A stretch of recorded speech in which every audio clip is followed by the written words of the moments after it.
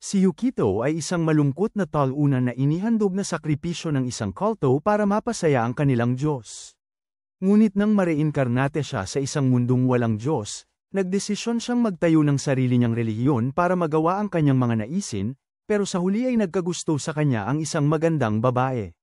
Nung una, malulunod sana si Yukito ng kanyang ama na naniniwalang ililigtas siya ni Matama, ang kanilang Diyos. Pagkatapos, nilubog si Yukito sa tubig, at habang nakapaligid sa kanya ang malamig na tubig, nanalangin siyang maipanganak ulit sa isang mundo na walang Diyos o relihiyon, at may simpleng buhay lamang kasama ang mga kaibigan. Kinabukasan, nagising siya at nakita ang isang babaeng may pink na buhok, si Alurel, na nakita siyang walang malay malapit sa ilog. Gamit ang kaalaman niya mula sa isang kakaibang libro, na-curious ito at kiniliti si Yukito. Biglang nagising si Yukito sa nakakahiyang pangyayari, at natatarantang dinala siya ni Alurel pabalik sa nayo nila para bihisan. Pagkatapos, humingi ito ng tawad at inalok na aalagaan siya hanggang sa gumaling. Dahil nagtatrabaho ito sa isang restaurant, pinayagan si Yukito na libreng kumain doon. Di nagtagal, napagtanto niyang napunta siya sa ibang mundo, at inaasahan ng isang kapanapanabik na buhay na puno ng mga pakikipagsapalaran, pero nabigo agad dahil kailangan pala niyang magtrabaho sa bukid. Bigla na lang sumulpot si Roy, isang taga-baryo, na naiinggit dahil tinulungan ni Alurel si Yukito, at inaangkin ang lahat ng babae. Pagkatapos, may isa pang taga-baryo, si Clen, na sumali at nagbigay kay Yukito ng gawain. Binigyan siya ni Clen ng kutsilyo, at akala ni Yukito makakahuli na siya ng mga halimaw, pero tinuro ni Clen ang isang ubasan at inutusan si Yukito na mag-ani ng ubas, na mali namang naisip ni Yukito na isang pagsubok para maging isang adventurer. Kaya pumunta siya at nag-ani, sobrang dami ng ubas, na hindi alam ng mga taga-baryo kung ano ang gagawin. Pero dahil sa kaalaman niya mula sa dating mundo, ginawa niya itong alak at umani ng respeto mula sa mga taga-baryo. Pinuri ni Shillerl, ang magandang nakakatandang kapatid ni Alurel, si Yukito dahil sa paggawa ng inumin at hinikayat ang lahat na uminom pa, pero si Yukito ay nasa gilid, lasing na mag-isa, nadismaya dahil hindi niya nakuha ang buhay na puno ng pakikipagsapalaran na gusto niya. Lumipas ang mga buwan, at sa kabila ng kawalan ng tunay na mahika, nagsimulang mag-enjoy si Yukito sa buhay doon. Tahimik na nagpasalamat si Yukito sa Diyos para sa pangalawang buhay na ito. Ngunit tahimik lamang nang tanungin siya ni Alurel kung ano ang tawag niya sa Diyos. Kinabukasan, dinala nila si Yukito sa kabisera, kung saan nakakita siya ng mga taong nagtitipon para sa isang ritual kung saan kusang nagtatapos ang kanilang buhay. Nasindak si Yukito at hinayla siya palayo ni Alurel, na nagpaliwanag na ang sistemang ito ay tinatawag na katapusan ng buhay, isang programang panggobyerno na nag-uutos sa mga taong mamatay kapag itinuturing na walang silbi at walang pakinabang sa lipunan. Nang gabing yun, ginulat ni Alurel si Yukito sa kama. Sabi niya ay may nabasa siyang kakaibang libro at gusto niyang subukan ang isang paraan para mapalakas ang lakas ng lalaki, at may dala pa siyang lubid, pero mabilis siyang pinakalma ni Yukito. Pagkatapos ay ipinaliwanag ni Alurel na ang kanilang nayon pala ay isang lugar na inihihiwalay ang mga itinakwil na hindi sumusunod sa mga kaugalian ng bansa. Ipinakita niya ang marka sa kanya at ipinaliwanag na lahat sila roon ay may mga sugat dahil sa kalupitan ng lipunan. Nang mga sandaling yun, napansin ni Alurel ang batong kwintas na suot ni Yukito, at naalala niya kung paano sinabi ng kanyang ama na ito ay isang anteng-anteng na pananggalang. Kaya naman, napagpasyahan niyang isuot ito kay Alurel at ibinigay niya ito, na may pasasalamat namang tinanggap ni Alurel. Ang pagsuot ni Alurel noon ay nagpapasaya kay Yukito, at marahang sinabi niya kay Alurel na kinabukasan, nagising si Yukito at nadatnang sarado ang restaurant at nasugatan si Roy. Nang tanungin, ibinahagi ni Roy na nasaktan siya dahil sa pakikipaglaban sa mga awtoridad, dahil panahon na para kunin ang mga itinuturing na hindi karapat-dapat gaya ni na Shillerl at Alurel, at hindi niya sinabi kay Yukito kanina para hindi masaktan si Alurel. Bigla na lang, dumating si Clen gamit ang kanyang sasakyan, at sumakay si Yukito para habulin at iligtas ang mga dalaga. Pagdating, natalo niya ang lahat ng mga gwardya na hamarang sa kanya para mailigtas ang mga dalaga.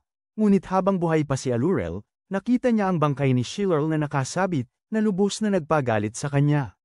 Hinihingi ni Yukito ang dahilan kung bakit kailangang mamatay, at ang kanilang pinuno, si Bertrand, ay humakbang, na tinatawag silang mga mapanganib na lumilihis mula sa kampo ng paghihiwalay. Nagmamatigas si Yukito, at sinaksak siya ni Bertrand, at habang siya'y bumagsak, nakita niya ang pagkamatay ni Allurel. Gumapang si Yukito sa gitna ng dugo, na inaalala ang mga salita ng kanyang ama na ililigtas siya ng Diyos sa Ama kung maniniwala siya, at sa kanyang isipan, wala na siyang ibang hangad kundi ang iligtas ang mga taong ito na inosente at hindi dapat mamatay. Mahigpit na hinahawakan ang kanyang kwintas, ninanais niyang mailigtas ang mga taga-baryo, at isang kidlat ang biglang dumampi sa kalangitan. Nagpanik si Bertrand dahil, ng mga sandaling yun, may isang figura na bumaba mula sa araw, ang Diyosa na si Matama. Niyakap niya si Yukito, sinasabing narinig niya ang kanyang panawagan, ngunit nang makita niyang patay na ito, galit na galit niyang sinakop ang kaluluwa ng lahat ng nasa paligid niya. Pagkatapos, binuhay niyang muli sina Allurel at Yukito, at si Allurel, na lito ngunit nakahinga ng maluwag, ay nakita si Matama na nasa tabi ni Yukito. Kahit hindi niya ito nakikilala, ipinakilala ng Diyosa ang sarili bilang ang kanyang Diyos, ang pinakamalapit sa kanya. Matapos magpakilala si Matama bilang Diyos kay Yukito, binuhay niya ulit. Lahat ng nakilahok sa ritual ng pagpanaw. Tahimik na nagsipagsitawagan ang mga tao sa lungsod, walang pakialam sa himalang nasaksihan nila. Nahihirapan si Yukito na tanggapin na banal nga si Matama, ngunit bumalik siya sa nayon kasama siya, sina Allurel at Shallorel, na ikinagulat ng mga taga-nayon na akala'y namatay na sila sa ritual.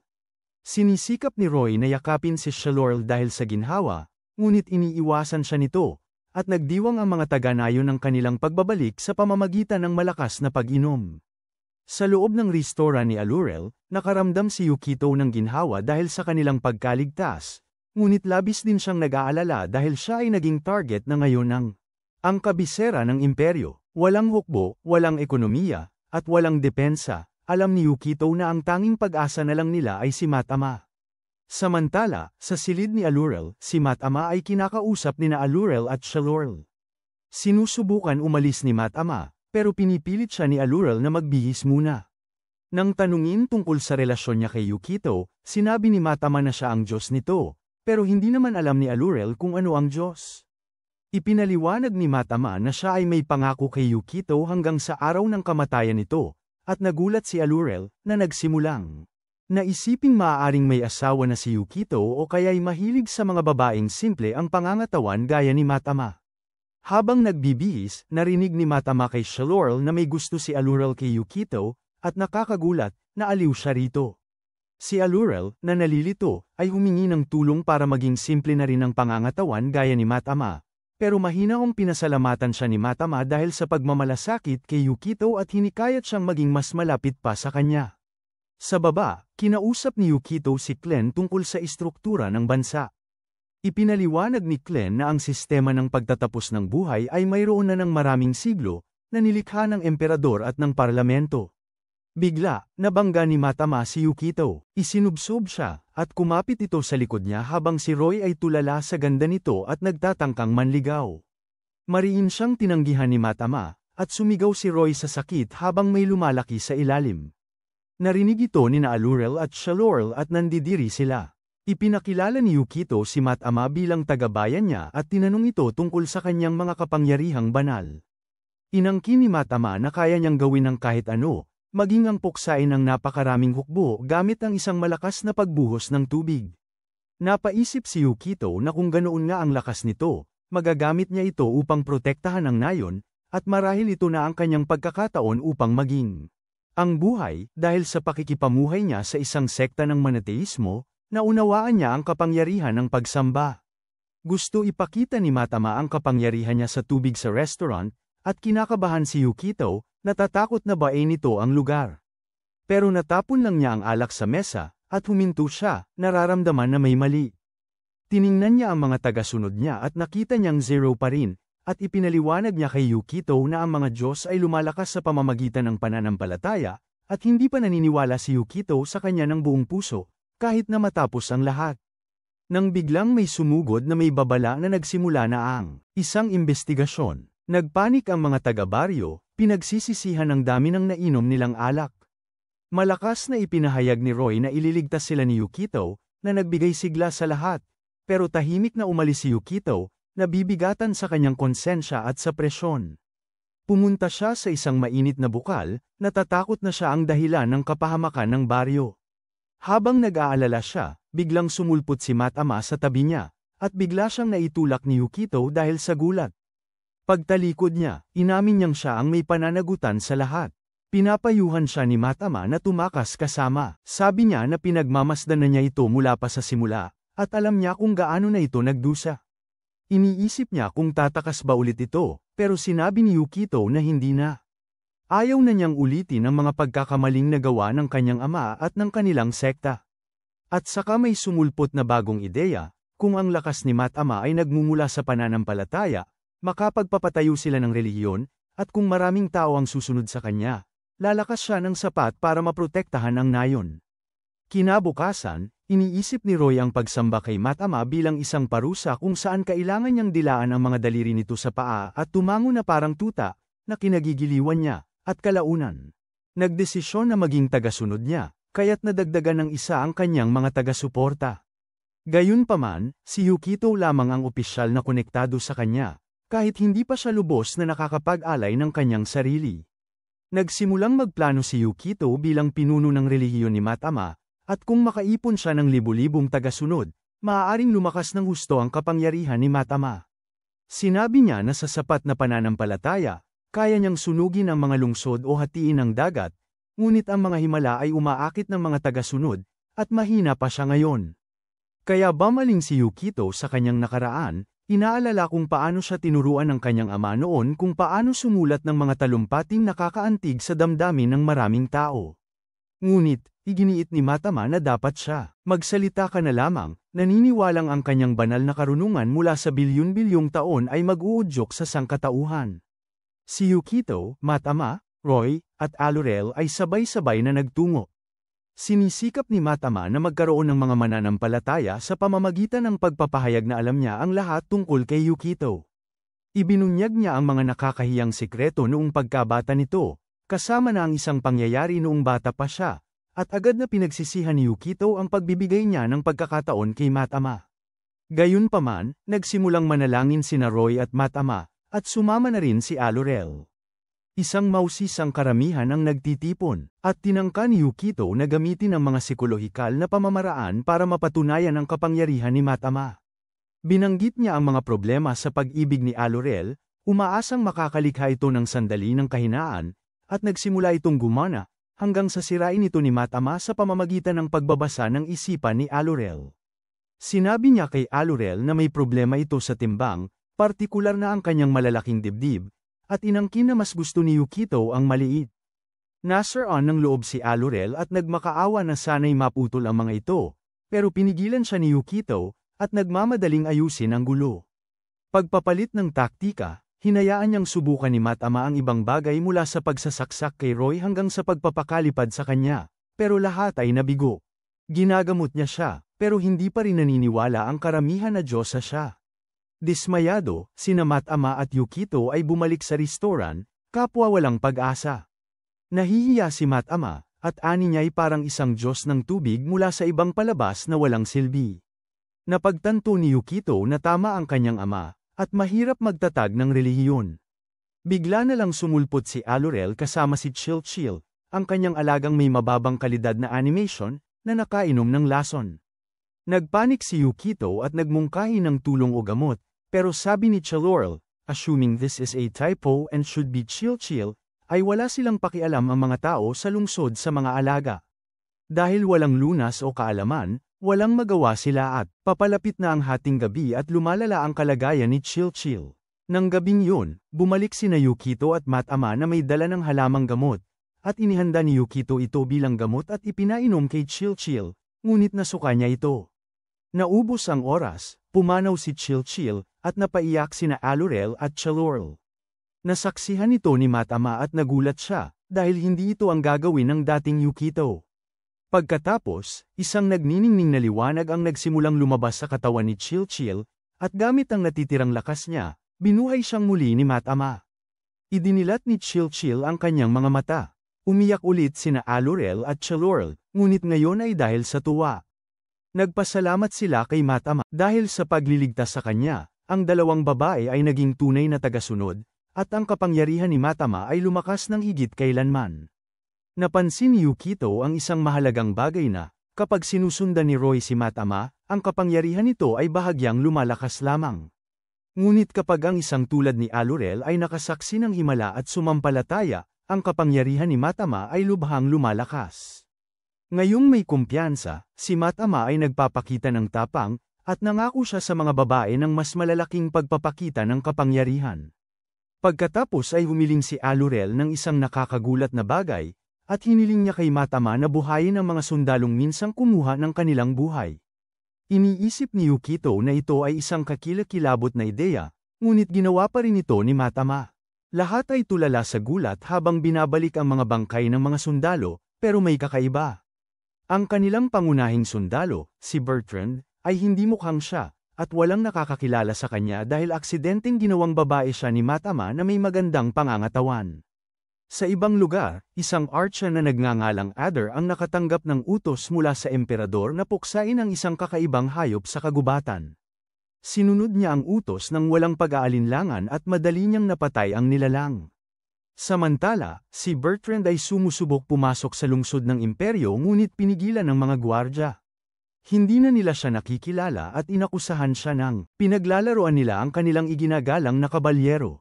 Iginiit ni Bertrand na siya ang kabalyero, ngunit hindi sila naniniwala dahil wala na siya ng kanyang sandata. Dahil wala nang mapuntahan, bumalik si Bertrand sa kagubatan at nagsimulang mag-isip tungkol sa buhay bilang isang babae. Bigla na lang sumulpot si Roy at niligawan siya. Ngunit hindi maigalaw ni Bertrand ang kanyang espada dahil ang kanyang katapatan ay nakagapos sa pakikipaglaban lamang para sa katarungan ng imperyo. Sumapit si Yukito sa tamang oras, itinulak si Roy palayo. Sinubukan ni Bertrand na salakayin si Yukito, ngunit huminto siya nang maunawaan ni Yukito ang kanyang debosyon sa emperador. Pinipigilan siya sa paghawak ng kanyang espada. Kinutya siya ni Yukito dahil sa katapatan niya, na ipinaalala na pinabayaan siya ng emperador nang maging babae siya. Nakitang walang tirahan at walang katiyakan si Bertrand, inimbitahan siya ni Yukito sa nayon. Namula si Bertrand, na antig sa kabaitan ni Yukito, at nagpas siyang sumama, na itinuring si Yukito na isang taong mapapanaligan. Kinabukasan sa bukid, isang kakaibang hayop ang sumulpot. Nagmadaling pumunta sina Matama at Yukito. Nagsumpong si Matama ng banal na espada at ibinigay ito sa isang kapwa magsasaka, si Ricky, na hinihimok siyang gamitin ito. Ngunit mabilis na natalo si Ricky dahil ang espada ay matagal nang nakabaon sa ilalim ng tubig at nawalan na ng kapangyarihan. Gayunpaman, ipinagtatanggol pa rin ni Matama ang kapangyarihan ng sandata. Binanggit ang maalamat nitong nakaraan, habang papalapit ang halimaw, nanggari ang takot hanggang sa humakbang si Bertrand, at sa isang mabilis na paghampas, nahati niya ang nilalang sa dalawa, na siyang ikinagulat ng lahat. Napansin ni Yukito ang kakaiba sa espada ni Bertrand at napagtanto niyang nahanap na niya ang isang mahalagang piraso para sa kanyang susunod na hakbang. Ginamit ni Yukito ang pagkakataong ito upang isulong ang relihiyon ni Matama, at ipinahayag niya si Bertrand bilang banal na mandirigma ng kanilang pananampalataya at nangako na walang sinuman ang masasaktan pa ng mga halimaw kung maniniwala sila kay Matama. Nagsimulang magbalik loob ang mga tao. Sa Alural's restaurant, ang mga tao ay makakapag-order lamang ng inumin kung sasapi sila sa relihiyon. Nagpakilala rin si Yukito ng isang bagong imbensyon, isang palayok na panatilihing sariwa ang pagkain, ngunit ito ay para lamang sa mga taga-sunod. Nakatago sa karamihan, si Roy ang gumagawa ng mga palayok na ito at pagod na dahil sa mga araw na walang tulog. Kusa namang patuloy ang paggawa ni Roy dahil kay Matama. Nag-isip si Yukito ng isa pang paraan para lumago ang pananampalataya, mga espesyal na pagpapala mula kay Matama. Nang magsimulang gumaling ang mga tao sa sakit, may isang leon ang sumulpot sa labas ng restaurant. Paglubog ng araw, sinabi ni Yukito kay Matama na mabilis ang paglago ng kanilang relihiyon dahil sa hindi pa naririnig ng mga taga-baryo ang tungkol sa relihiyon, at dahil wala silang matibay na paniniwala sa simula, madali silang mapapaniwala. Ipinaliwanag ni Yukito na ang kailangang istruktura ay nakabatay sa pansariling kapakinabangan, hindi sa debosyon. Tumawa si Matama, inaasar siya kung paano sa wakas naging kapaki-pakinabang ang kanyang kaalaman sa alternatibong mundo. Pagkatapos ay nagdiwang siya dahil mayroon na siyang daan-daang tagasunod, sapat na upang maging makapangyarihan kung sakaling aatake ang emperador.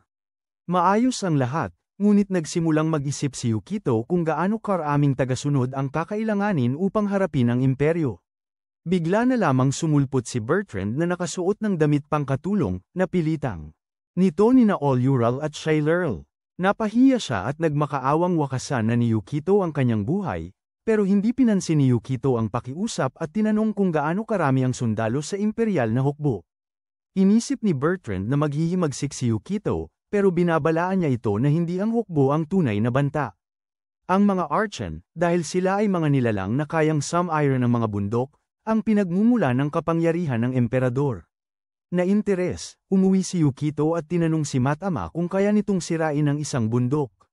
Nang asar itong sinabi na kaya nitong ubusin ang bundok ng pagkain, pero pagkatapos ay umamin na kaya nga niya itong sirain kung may 10,000 siyang tagasunod. Doon, napagtanto ni Yukito na kulang pa rin sila, at nagsimulang mawala ang pag-asa niya. Kinabukasan, muling nagpakita si Bertrand na may ibang uniforme ng katulong, at niligawan siya ni Yukito na parang si Johnny Bravo para masilayan ang espada nito.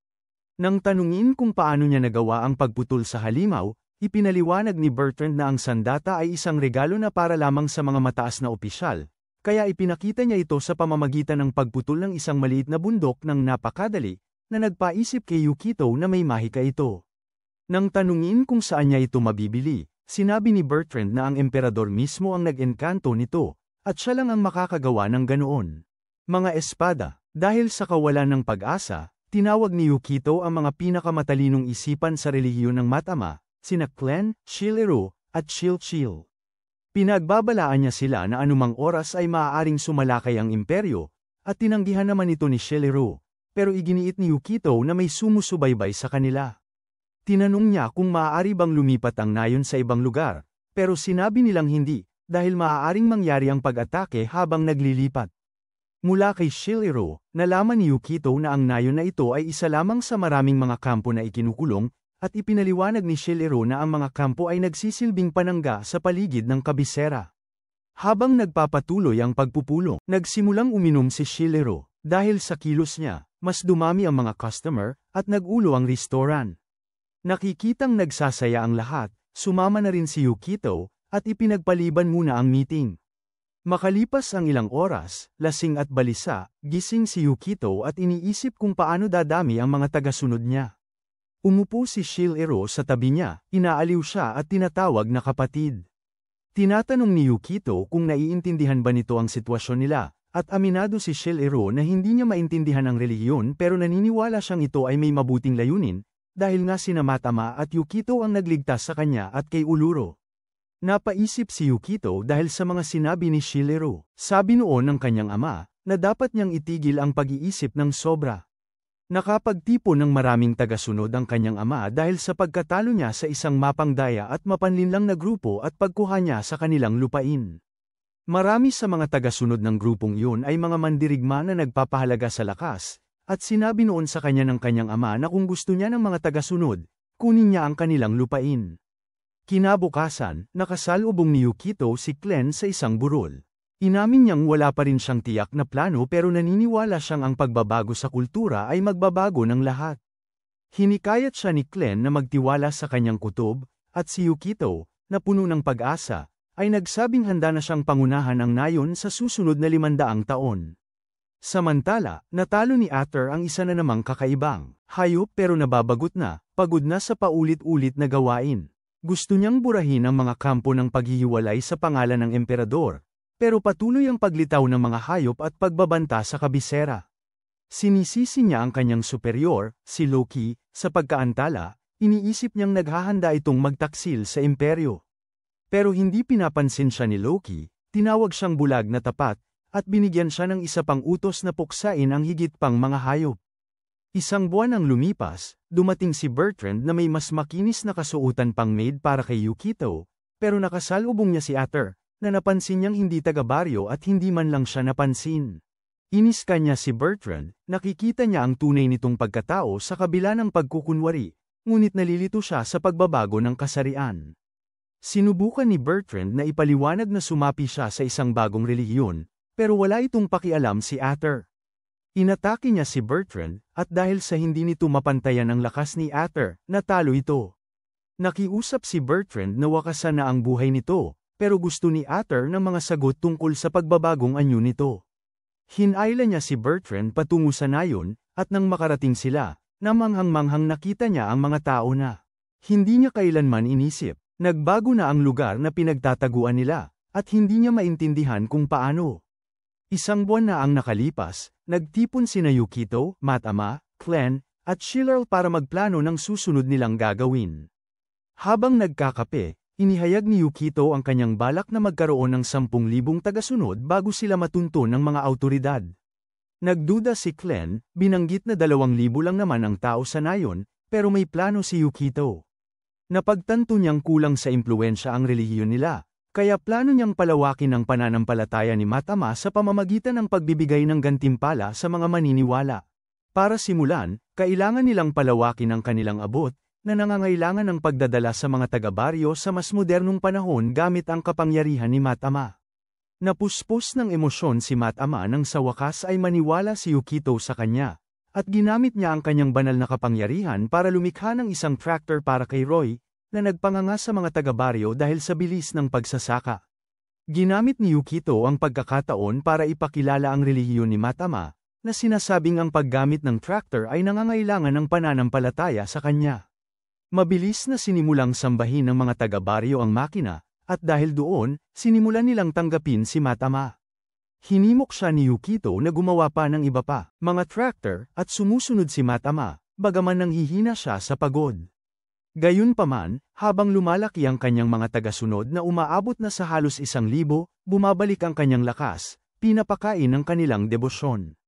Ipinaalala ni Yukito sa kanya na ang mga tao ay sumasamba sa mga tractor, hindi sa kanya, at ang katotohanan ito ay nakasasakit sa pagmamalaki ni Matama, na parabang mas mababa ang kanyang halaga kaysa sa isang makinarya.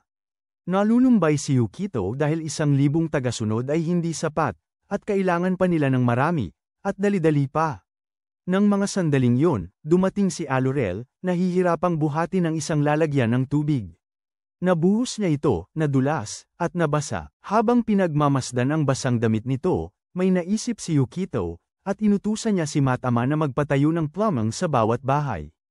Pagkatapos, namangha si Alorel dahil hindi na niya kailangang mag-igib ng tubig sa balon, at sinabi niyang may impress si Schiller.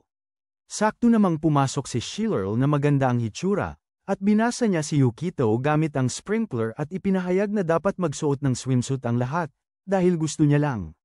Sa labas, nakakita si Yukito ng panibagong swimming pool na puno ng mga babae. Pagkatapos, sumama na rin sina Yukito at Roy, at nakita nila sina Alorel at Schiller na nakasuot ng swimsuit. Pinayuhan ni Schiller si Alorel na magpakita ang tingin niya kay Yukito, at pinuri siya nito, kaya namula siya, habang si Roy, na labis ang pagod, ay may tumulong dugo sa ilong. Pagod na pagod, hinayla ni Matama ang sarili papunta kay Yukito, nagreklamo dahil pinagawa siya nito ng pagbomba ng tubig sa ilalim ng lupa, pag-install ng tubo, at paggawa ng alkantarilya. Ipinahayag niyang siya ang diyosa ng lupa, pero hindi naman napahanga si Yukito, kaya naman dismayado siya. Maya-maya, uminom si Matama ng tubig mula sa bagong plumbing system sa kanyang silid. Kahit napagod, nakaramdam siya ng lakas dahil sa dumaraming mga sumasamba sa kanya, na umaabot na sa libo-libo. Naniniwala siyang sapat na ang kanyang kapangyarihan para magbigay ng kaparusahan mula sa Diyos. Sa imperyo, ngunit si Yukito ay hindi sumasang-ayon. Naniniwala siya na kulang pa ang kanilang relihiyon sa isang mahalagang bagay, ang eksklusibo, at para maitama iyon, sina Yukito at Matama ay nagdala ng kuryente sa nayon. Pagsapit ng hating gabi, nagsiksikan ang mga taga-nayon sa restoran ni Alorel, excited na kumain at uminom sa ilalim ng mga ilaw na dekuryente. Nakasuot sina Alorel at Schiller ng mga nakamamanghang kasuutan para sa eksklusibong okasyon, at habang nahihiya si Alorel, pinapalakas naman ni Schiller ang kanyang loob. Bago sila magsimulang maghain, diniinan ni Yukito na ang eksklusibo ang susi sa pagbuo ng identidad ng relihiyon. Habang nagpapatuloy ang pagdiriwang, si Roy ay nanligaw kay Schiller at nakakuha ng sipa sa mukha. Bumagsak siya malapit kay Alorel at lasing na inabot ang mga gamit nito. iniisip ang pagbubukas ng mas maraming restaurant na may mas daring na uniforme. Sinagot siya ni Schiller ng paghampas ng tubo ng ilaw sa ulo, pinatahimik ang party. Sa ibang lugar, sina Yukito, Bertrand, Glenn, at Matama ay nakatayo sa isang bangin. Ipinakita ni Yukito kung paano ipinapakita ng kuryente ang pag-unlad at eksklusibo. Namangha sila sa mga ilaw sa nayon, pero napansin ni Bertrand na pagod si Matama. Wala sa loob na iwinaksi ni Yukito ang pag-aalala. Kumbinsido siyang babangon nito dahil sa mas maraming deboto. Namangha si Glenn sa kuryente, napansin na wala kahit ang imperyo ay mayroong katulad nito. Kinukwestiyon siya ni Bertrand, at ibinahagi ni Glenn na nagtrabaho siya noon sa palasyo ng imperyo. Wala siyang marka ng pagkukulong at piniling mamuhay sa nayon ayon sa kanyang gusto. Tahimik na nagmamasid si Matama, at nang tanungin, sinabi niyang iniisip niya ang iba't ibang uri ng tao sa mundo. Sinabi ni Glenn kay Yukito na hindi pa rin siya lubos na pinagkakatiwalaan ng mga tao, ngunit interesado sila sa kanyang mga kwento tungkol sa Diyos. Ipinaliwanag ni Yukito na sa kanyang mundo, may dalawang uri ng Diyos, ang isa ay upang ipaliwanag ang mga hindi maipaliwanag at ang isa naman ay kumakatawan sa relihiyon. Kahit hindi siya iskolar, naniniwala siyang walang bagay na hindi maipaliwanag. Ngumisi si Glenn, at iminungkahi ni Bertrand na marahil ang emperador ay tulad ng isang Diyos, na ginagamit upang ipaliwanag ang mga bagay na hindi nauunawaan ng mga tao. Siniseryoso ito ni Yukito at nagsimulang mag-isip kung ang emperador nga ba ay isang uri ng Diyos. Kinabukasan, umabot na sa 2,000 ang mga tagasunod ni Matama. Bigla, sumulpot si Roy dala ang balitang nabugbog si Bertrand ng isang maliit na batang babae. Si Adder, ang umagaw, ay kinukwestiyon si Bertrand, sinusubukang alamin kung sino ang gumagawa ng mga bagay na dapat lang kayang gawin ng emperador o ng mga archon. Ngunit si Bertrand ay nanatiling tahimik. Si Adder ay nakatanggap ng tawag mula kay Loki at nagulat ng progreso sa kampo, sumagot si Loki na ang emperador lamang, isang archon, o isang tridor na archon mula sa nakaraan ang makagagawa ng mga ganoong bagay, at dahil si Adder ay hindi isa sa kanila, inutusan siya ni Loki na sirain ang kampo. Sinubukan ni Adder na hilahin si Bertrand pabalik sa lungsod, ngunit dahil sa pagtanggi nito, nagbanta siyang sasaktan nito. Sumigaw si Bertrand at dumating si Matama sa tamang oras, umatake. Sinabi niya kay Yukito na nakikipaglaban si Matama sa pangunahing banta na napag-usapan nila noon, at si Adder, nandidiri sa sinabi ni Matama tungkol sa pamilya at mga Diyos, nagpakawala ng isang makapangyarihang sinag upang tapusin siya. Nakaligtas si Matama sa pagsabog at ipinahayag ang kanyang sarili bilang pinuno, hindi ang kanyang mahina na emperador. Akala ni Adder nagsisinungaling lamang si Matama hanggang sa tawagin nito ang kanyang mga higanteng halaman, at dahil sa hindi inaasahang pag-atake, napigilan si Adder. Niyakap ni Matama si Yukito dahil sa ginhawa, akala niya tapos na ang laban, ngunit dahil kakaunti lamang ang kanyang mga tagasunod, libu-libo lamang, nagsimulang masira ang kanyang bitag na halaman. Ipinakita ni Adder ang kanyang huling armas at sinabing kailangan nito ang pahintulot ng emperador, ngunit nagpa siya pa ring gamitin ito upang sirain ang kampo. Si Matama, napagod na, sinubukang tapusin kaagad ang laban. Pero tinatalo ni Adder ang kanyang mga halimaw. Nanlalamig si Matama habang humihina ang kanyang kapangyarihan, at nakakaangat si Adder. Sinisigawan ni Yukito si Matama, dahil siya na lamang ang kanilang pag-asa, at gamit ang natitirang lakas, humihingi ng tulong si Matama sa ibang mga Diyos. Dumating sila, nakipaglaban kay Adder, ngunit mabilis na umatras nang makita kung gaano kakaunti ang mga sumasamba kay Matama. Tinamaan ni Adder si Matama, nasugatan siya ngunit hindi namatay, habang si Adder ay nasugatan din ngunit nakatayo pa rin. Sinasabihan ni Yukito ang mga taga-baryo na manatili sa loob, ngunit sumugod sina Glenn, Ural, Schiller, at Roy para ipagtanggol si Matama. Inihahanda ni Adder ang kanyang huling atake, upang burahin ang buong kampo, at si Yukito ay nanlulumo at naghahanda na sa kamatayan. Ngunit bago pa man tumama ang budget spirit bomb, huminto ang oras. Naramdaman ni Adder na may mali at napagtanto niyang ilusyon lamang ang lahat. Lumapit si Glenn at inihayag ang kanyang tunay na pagkatao, na siya si Loki. Nagulat ang lahat na malaman na si Loki, ang pangunahing haligi, ay nakatira pala sa gitna nila buong panahon. Sinubukan ni Adder na sumalakay, Ngunit nag-teleport si Loki sa likuran ni Yukito, at sa kalmadong tinig, ipinahayag niyang dumating na ang panahon upang wasakin ang imperyo. Napangibabawan si Adder ng pagtataksil at sinubukang umatake. Si Loki, pero si Loki ang unang umatake. Napaigtad si Adder dahil sa sakit, ngunit nalaman niyang peking sugat lamang yon, isang ilusyon, pero nakita niyang siya ay napigilan. Pagkatapos ay inilipat ni Loki sina Yukito at ang iba pa sa palasyo ng imperyo. Habang naglalakad sila roon, nakaramdam ng panganib si Yukito, at mahigpit ang pagbabantay sa buong lugar. Ginabayan sila ni Loki patungo sa bulwagan ng mga panauhin, kung saan dali-daling lumapit si Adder sa emperador at humingi ng tawad dahil sa pagkabigo sa kanyang misyon. Ngunit hindi naaapektuhan ang emperador. Sa halip, pinuri niya sina Loki at Adder, alam na pala niya ang pagkakakilanlan ni Yukito at ang kanyang misyon, na lumikha ng isang bagong relihiyon. At isang Diyos na paniniwalaan ng mga tao. Nagsimulang magpaliwanag ang emperador tungkol sa ideya ng Diyos, kung paano palagi siyang sinusundan ng mga digmaan, at si Yukito ay natigilan. Hanggang ngayon, naniniwala siyang siya lang ang muling isinilang mula sa ibang mundo, ngunit tila mas marami pang alam ang emperador kaysa inaasahan niya. Habang pinoproseso ito ni Yukito, biglang sumulpot si Matama sa palasyo. Para siyang wala sa sarili at sinira ang isang haligi, na nakaagaw ng pansin ng lahat. Ipinaliwanag niya na sinusubukan niyang alamin kung mayroong panlabas na impluwensya, dahil pareho sina Yukito at Adder na nakikipag-usap sa isang taong pumanaw na. Lahat ay nagulat, pati si Adder. Si Loki naman ay humanga sa bilis ng pagkaunawa ni Matama sa ilusyon, at sa pagkaalam na matagal nang patay ang emperador, at ang natitira na lamang ay ang napreserbang silid na ito. Binanggit niya na mayroon itong mga misteryosong aparato na tinatawag na mga makina, bagaman hindi niya maintindihan kung paano ito gumagana. Sinuri ni Yukito ang silid at unti-unting naunawaan na ang mga makina at teknolohiya sa paligid niya ay mula sa isang mundo na mas advanced kaysa sa kanyang nakaraan. Habang pinapanood niya si Matama na hawakan ng isang saksakan at masindak. Sabi ni Loki, lagi niyang naisip kung gaano nakatanda talaga ang mundo, iniisip na siguro'y napakatagal na.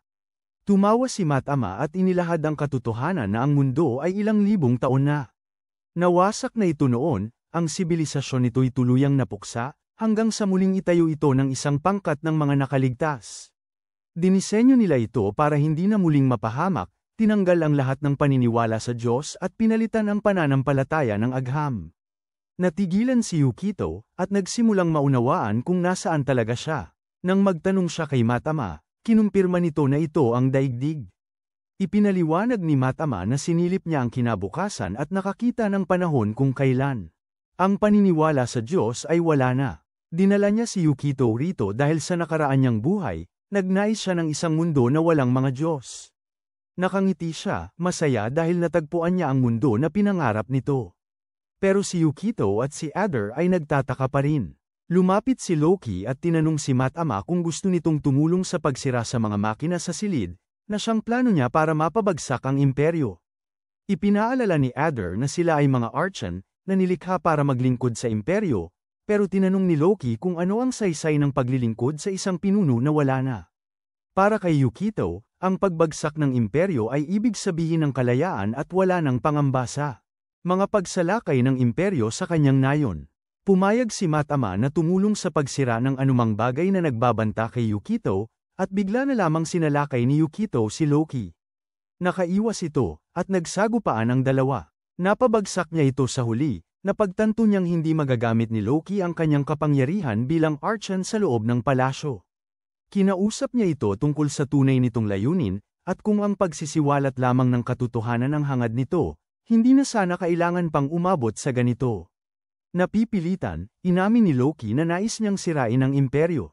Ngunit hindi naniwala si Yukito sa sagot nito at sinugatan nito ng kutsilyo, humihingi ng katotohanan. Inilahad na ni Loki na matagal na bago pa dumating si Yukito. Nakita niya kung gaano kasam na ang mundo, kung saan ang mga tao'y nabubuhay sa ilalim ng isang kakaibang ritual ng kamatayan, tinatrato ng higit pa sa mga insekto. Isang araw, hinabol niya ang isang insekto at pinanood itong makatakas, at sa sandaling yun napagtanto niya na ang mga tao ay wala ng kalayaan kahit sa pagtakbo. Pagod na sa mundong pinamamahalaan ng mga makina, Tiningnan niya ang isa at natuklasan ang mga sinaunang datos tungkol sa mga nakaraang sibilisasyon. Nakita niya na ang mga tao noon ay may kalayaang magpasya, sumamba sa mga Diyos, at binibigyan sila ng pangalan. Napabilib siya at nagsimulang magtanong sa kanyang tungkulin. Doon niya naisipang magkunwari. Habang si Glenn ay nagpanggap na nakapasok sa kampo ng mga nakakulong, mas totoo ang buhay doon kaysa sa kanyang tungkulin bilang isang arkong. Patagang tinuloy niya ang kanyang misyon, naniniwalang malapit na ring maranasan ng mga taga-baryo ang kakaibang ritual ng pagkamatay. Ngunit pagdating ni Yukito, agad niyang napansin ang pagkakaiba nito. May mga ideyang sinasabi ito na hindi maintindihan ng iba, at nang banggitin nito ang Diyos, nagbigay siya ng matamang pansin at nagpasyang manatili ng mas matagal. Nang malapit nang sumailalim sina Alurel at Shilurl sa ritual, nakasaksi siya ng isang bagay na hindi kapanipaniwala, isang Diyos na bumababa mula sa langit. Nang mahirapan si Yukito sa pagsulat ng doktrina, puro masasamang payo ang natanggap niya, maliban sa kanya. Iminungkahi nito na ang mga tagasunod ni Matama ay dapat mamuhay ng malaya. Nagustuhan ni Yukito ang ideya at pinuri siya, at unti-unti, nagsimulang humanga sa kanya si Yukito. Nang maglaon, hinarap siya ni Matama at agad na nakilala ang kanyang pagkukunwari, at natukoy pa na babae siya. Ang sandaling yun ang kumbinsi kay Loki na si Matama ay isang tunay na Diyos, isang Diyos na hindi niya maloloko, at ito ang nagudyok sa kanyang desisyon na sirain ang imperyo. Habang nagtatago, nagsimulang mag-eksperimento si Loki, nagtipon ng mga tagasunod, at natutunan niya na magamit ang kapangyarihan niya kahit wala ang mga makina. Nagulat si Yukito dahil nangangahulugan ito na posible palang lumikha ng isang huwad na Diyos. Sinabi ni Loki kay Adder na nakapag-ugnayan na siya sa ibang mga Archon, inaalok sila ng pagkakataong maging mga bagong Diyos. Pagkatapos, hinihikayat niya si Yukito na tumulong sa pagsira ng imperyo at maging Diyos sa kanyang tabi. Tumutol si Adder, pero pinalaya ni Yukito si Loki at sinabing sasama siya rito. Lumingon siya kay Matama at sinabing sirain ang imperyo. Sinunod siya ni Matama at gamit ang kanyang kapangyarihan, tinawag niya ang isang napakalaking puno na sumibol sa gitna ng palasyo ng imperyo.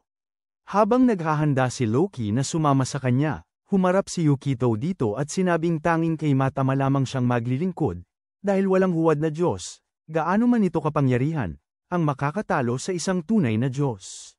Samantala, mula sa malayo, pinagmamasdan nito ni Dakini, na nag-aalab sa pagnanais na mag-higanti. Pagkatapos, sanayo ni Yukito, nagtipon ang mga tao sa restoran upang ipagdiwang ang kanilang kalayaan mula sa nakamamatay na mga ritual ng imperyo. Hindi masaya si Yukito na nakikitang nagdiriwang si Loki kasama nila at hinarap niya ito. Sinabi ni Loki na ito ang kanyang huling araw na niya rito, at gusto niya lang ng isang huling inom kasama ang mga kaibigan, sinasabi niyang wala siyang ibang plano. Pumasok si Roy, nagulat na matuklasang babae pala si Loki na may malulusog na pangangatawan. Sinubukan niya itong hawakan, pero nalaman niyang ilusyon lang pala yun, at si Ricky pala ang kanyang nahawakan. Tumawa si Loki at sinabing tapos na ang oras niya kasama nila.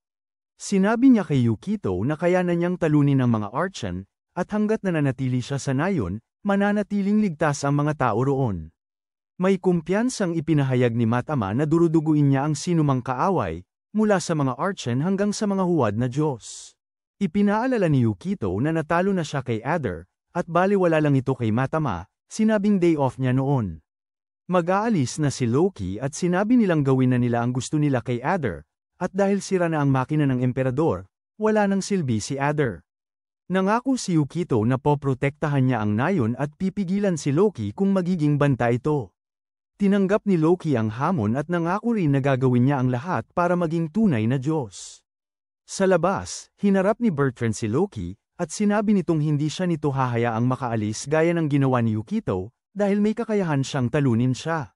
Tumawa si Loki at binalik sa pagiging lalaki si Bertrand, na labis niyang ikinatuwa. Pero agad din siyang binalik sa pagiging babae ni Loki, kaya naman muli siyang nanlumo. Sinabi ni Loki na gumagana pa rin ang kapangyarihan niya, hindi tulad kay Adder, at kinutya ang kawalan ng kakayahan nito na pigilan siya. Ipinahayag niyang pupunta siya sa kabisera. Iginiit ni Bertrand na sasama, determinado na pigilan siya sa paggawa ng anumang masama. Si Loki, walang pakialam, ay sinabing gawin na lang niya ang gusto niya. Pagbalik sa restaurant, tahimik na nakaupo si Adder, nakadarama ng kawalan ng lakas at pagkatalo. Lumapit si Alurel dala ang isang mangkok ng ice cream na gawa ni Yukito, umaasang mapapangiti siya. Binanggit ni Schiller, isinasara niya ang restaurant at sinabi kay Yukito na si Adder ay nakapagpapaalala sa kanya kay Matama, hinihiling na alagaan ito ni Yukito.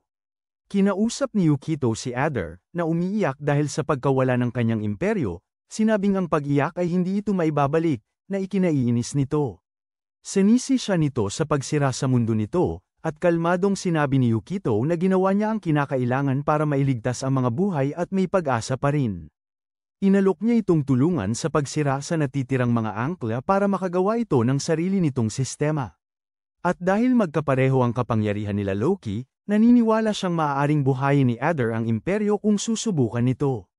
Tinanong ni Adder kung bakit niya ito tutulungan, at sinabi ni Yukito na dahil pareho ang kanilang layunin, na alisin ang mga angkla, at marahil dahil ayaw niyang makita ang isang babaeng umiiyak. Niyakap siya ni Adder, hindi na mamalayan na niloloko siya nito. Binigyan niya ito ng bagong ice cream dahil natunaw na ang una, at pinakain sa kanya. Umiyak ulit ito, napahanga sa sobrang sarap, at nanunood si Alurel na hindi makapaniwala, na pagtatanto na si Yukito ay maaaring mahilig sa maliit na melon. Kinabukasan, sinabi ni Yukito sa mga taga-baryo na mayroon na silang dalawang Diyos, sina Matama at Adder. Galit na galit si Matama dahil pinaghihiwalay niya ang mga taga-sunod nito, at hinihikayat ni Yukito si Adder na subukan ang kanyang kapangyarihan. Nag-focus ito at nagpaputok ng isang bato, na ikinagulat pa niya mismo. Napagtanto ni Yukito na mas malakas si Adder kay Matama, dahil antas militar ang kakayahan nito. Maya-maya, isinagip ni Yukito at Matama ang isang taga-baryo mula sa isang halimaw, at madaling natalo ni Matama ito, na ikinagulat ng mga nakakita.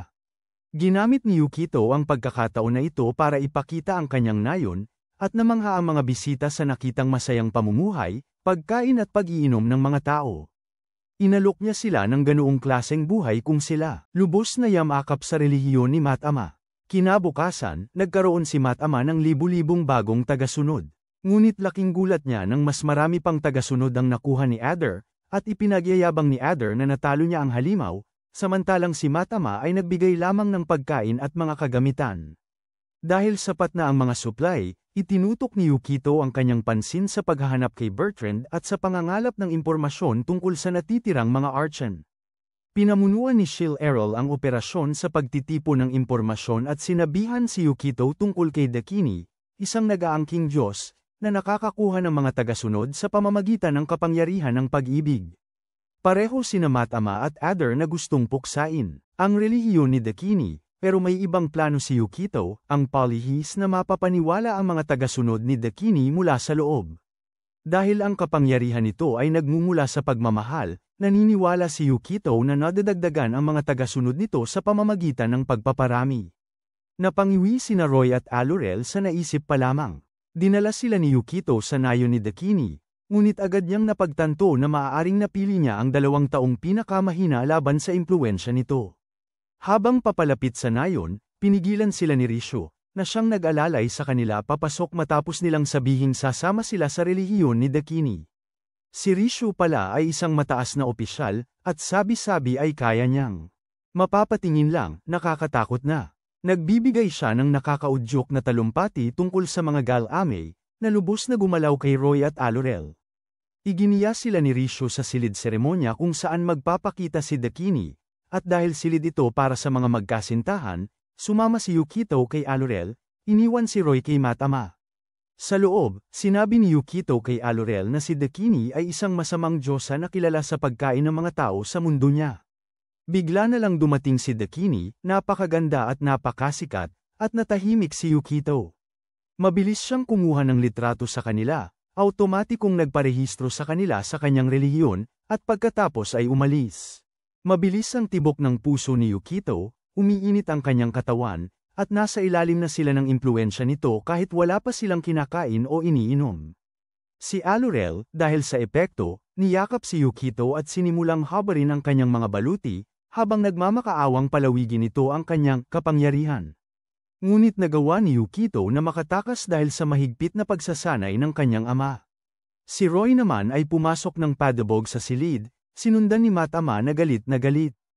Ipinaliwanag ni Matama na nakipag-usap si Roy sa kanya nang may hindi magandang intensyon dahil sa impluwensya. Pinagkaisahan ng mga dalaga sa nayon si Roy, kaya tumakbo ito palayo. Sa gitna ng kaguluhan, nataman si Alurel ng isang bato at bumagsak. Habang nililinis ni Yukito at Matama ang kalat, si Risho ay binigyan ng utos ni Dakini na pumasok sa berserk mode.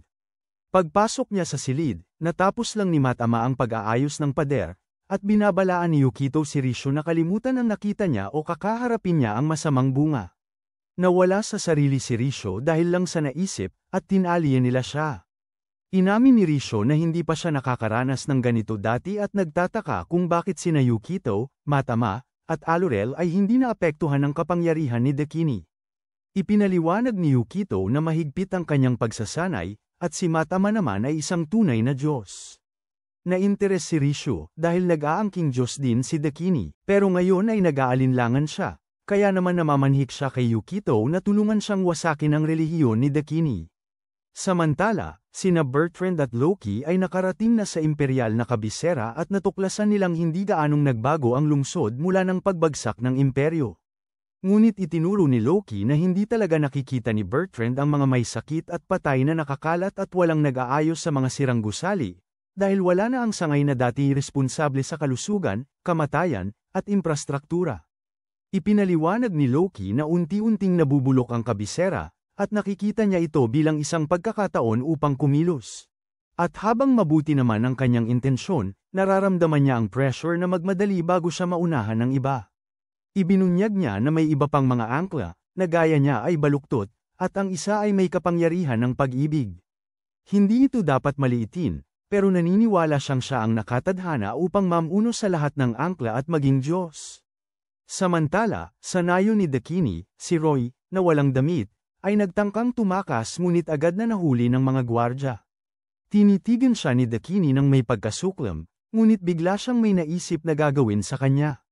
Sa ibang lugar, ipinaliwanag ni Risho kina Yukito, Matama, at Alurel ang kanyang pagkakahiwalay. Ang kampo ay naging sentro na ng relihiyon ni Dakini. Noon, mahilig si Risho bumili at magbasa ng mga aklat tungkol sa pagpaparami, at dahil dito napunta siya sa kulto ni Dakini, kung saan akala ng mga tao ay dalubhasa siya dahil sa kanyang kaalaman. Umakyat siya ng ranggo at naging opisyal, ngunit palagi siyang napapaligiran ng mga taong may masasamang ugali at hindi niya ito nagugustuhan. Pagkarinig kay Risho, nag-alinlangan si Yukito dahil isang pagsusugal ito, pero ang pagkakaroon kay Risho, isang opisyal sa sekta ni Dakini, sa kanilang panig ay malaking tulong. Kaya't tinanggap na niya ito. Dahil mahilig si Risho sa mga aklat na may temang pagpaparami, agad na naging malapit sa kanya si Alurel at naunawaan ang kanyang mga interes. Bigla namang inanunsyo ni Matama na nauubos ang kanyang mga tagasunod. Samantala, sina Adder at ang iba pa ay nangangaso ng sungay ng isang mahiwagang nilalang. Nagtipon si Adder ng mga tao at hinikayat silang tumulong upang mapatay ang nilalang.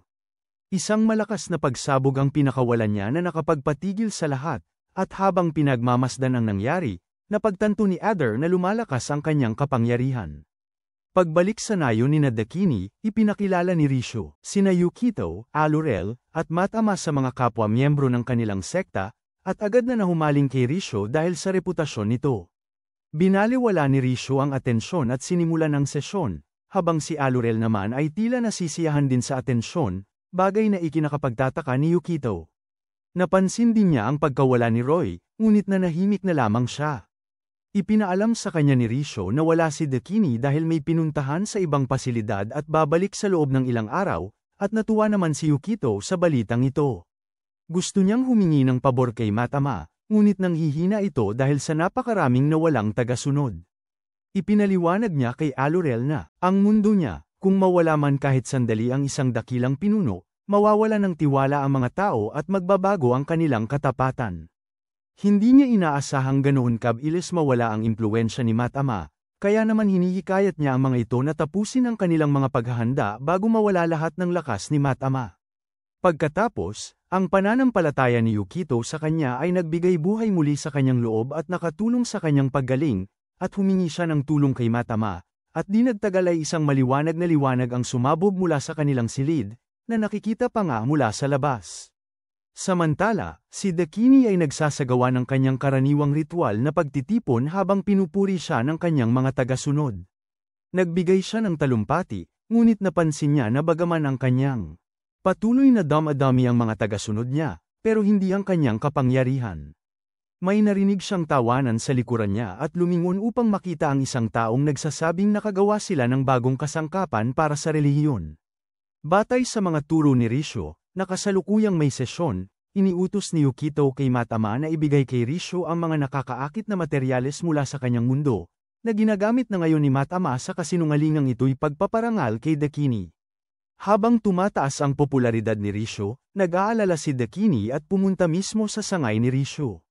Pagdating doon, inakusahan ni Dakini si Rishio ng pagsasabuatan laban sa kanya, at nanawagan ang kanyang mga tao na magpakita siya ng awa. Naniniwalang si Rishio ay nagsisikap lamang na maipaliwanag ng mabuti kay Dakini ang sitwasyon.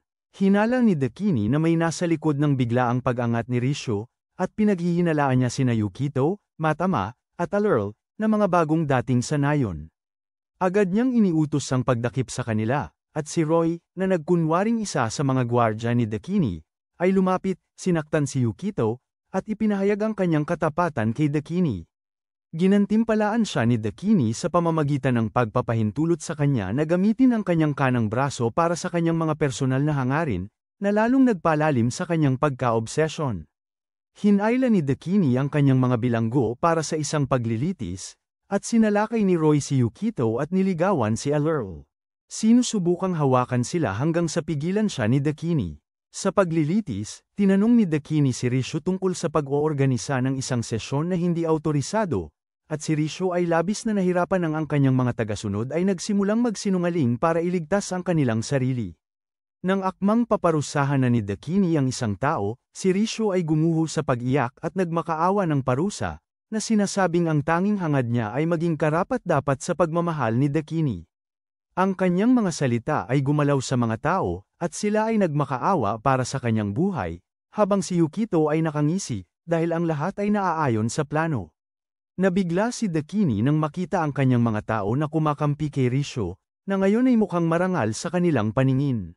Mga oras bago ang paglilitis, sinanay ni Yukito si Rishio na gampanan ang papel ng isang matatag na pinuno, dahil pinaghihinalaan niyang susubukan ni Dakini na manipulahin o kaya'y sirain siya. Habang nagsasanay, nag-unite ni Rishio ang pagiging makapangyarihan ni Yukito sa kanya at natapos ang kanyang pagsasanay ng mag-isa habang pinapanood siya nito. Pinuri siya nito pagkatapos at niyakap dahil sa pagiging mahusay niya sa pag-arte. Pagbalik sa kanyang silid, nagbigay si Rishio ng talumpati na nakaantig sa puso ng lahat, at nagsimulang mawala ng kapangyarihan si Dakini sa kanyang mga tagasunod dahil nagsimulang magtakwil sa kanya ang mga ito. Hinimok siya ni Yukito na palayain sila, binabalaang ang pagkukulong sa kanila ay ang pagkabihag sa kanila ay maghahati lamang sa mga tao. Nang marealize ni Dakini na si Yukito ang nasa likod ng lahat, naalala niya ang babala ni Loki tungkol dito. Gayunpaman, hindi siya umatras, at sa halip na palayain sila, dinala niya sila sa mas mahigpit na pagkukulong. Sa loob ng selda, tinawag ni Matama na traidor si Roy, ngunit sumabog ito at sinisi si Matama dahil hindi nito tinanggap ang pag-ibig niya. Pilit na kumalma, sinabi niya kay Yukito na dati silang magkaibigan, ngunit si Dakini ang nagbigay sa kanya ng suporta na hindi kayang ibigay ni Yukito. Pagkatapos ay umalis siya, at sina Rishio at Alurl ay tumawa sa kanyang dramatikong pag-alis, pinagtawanan ang ideya na may isang para bang kaya ni Roy na mahalin si Matama o magpanggap na kalmado.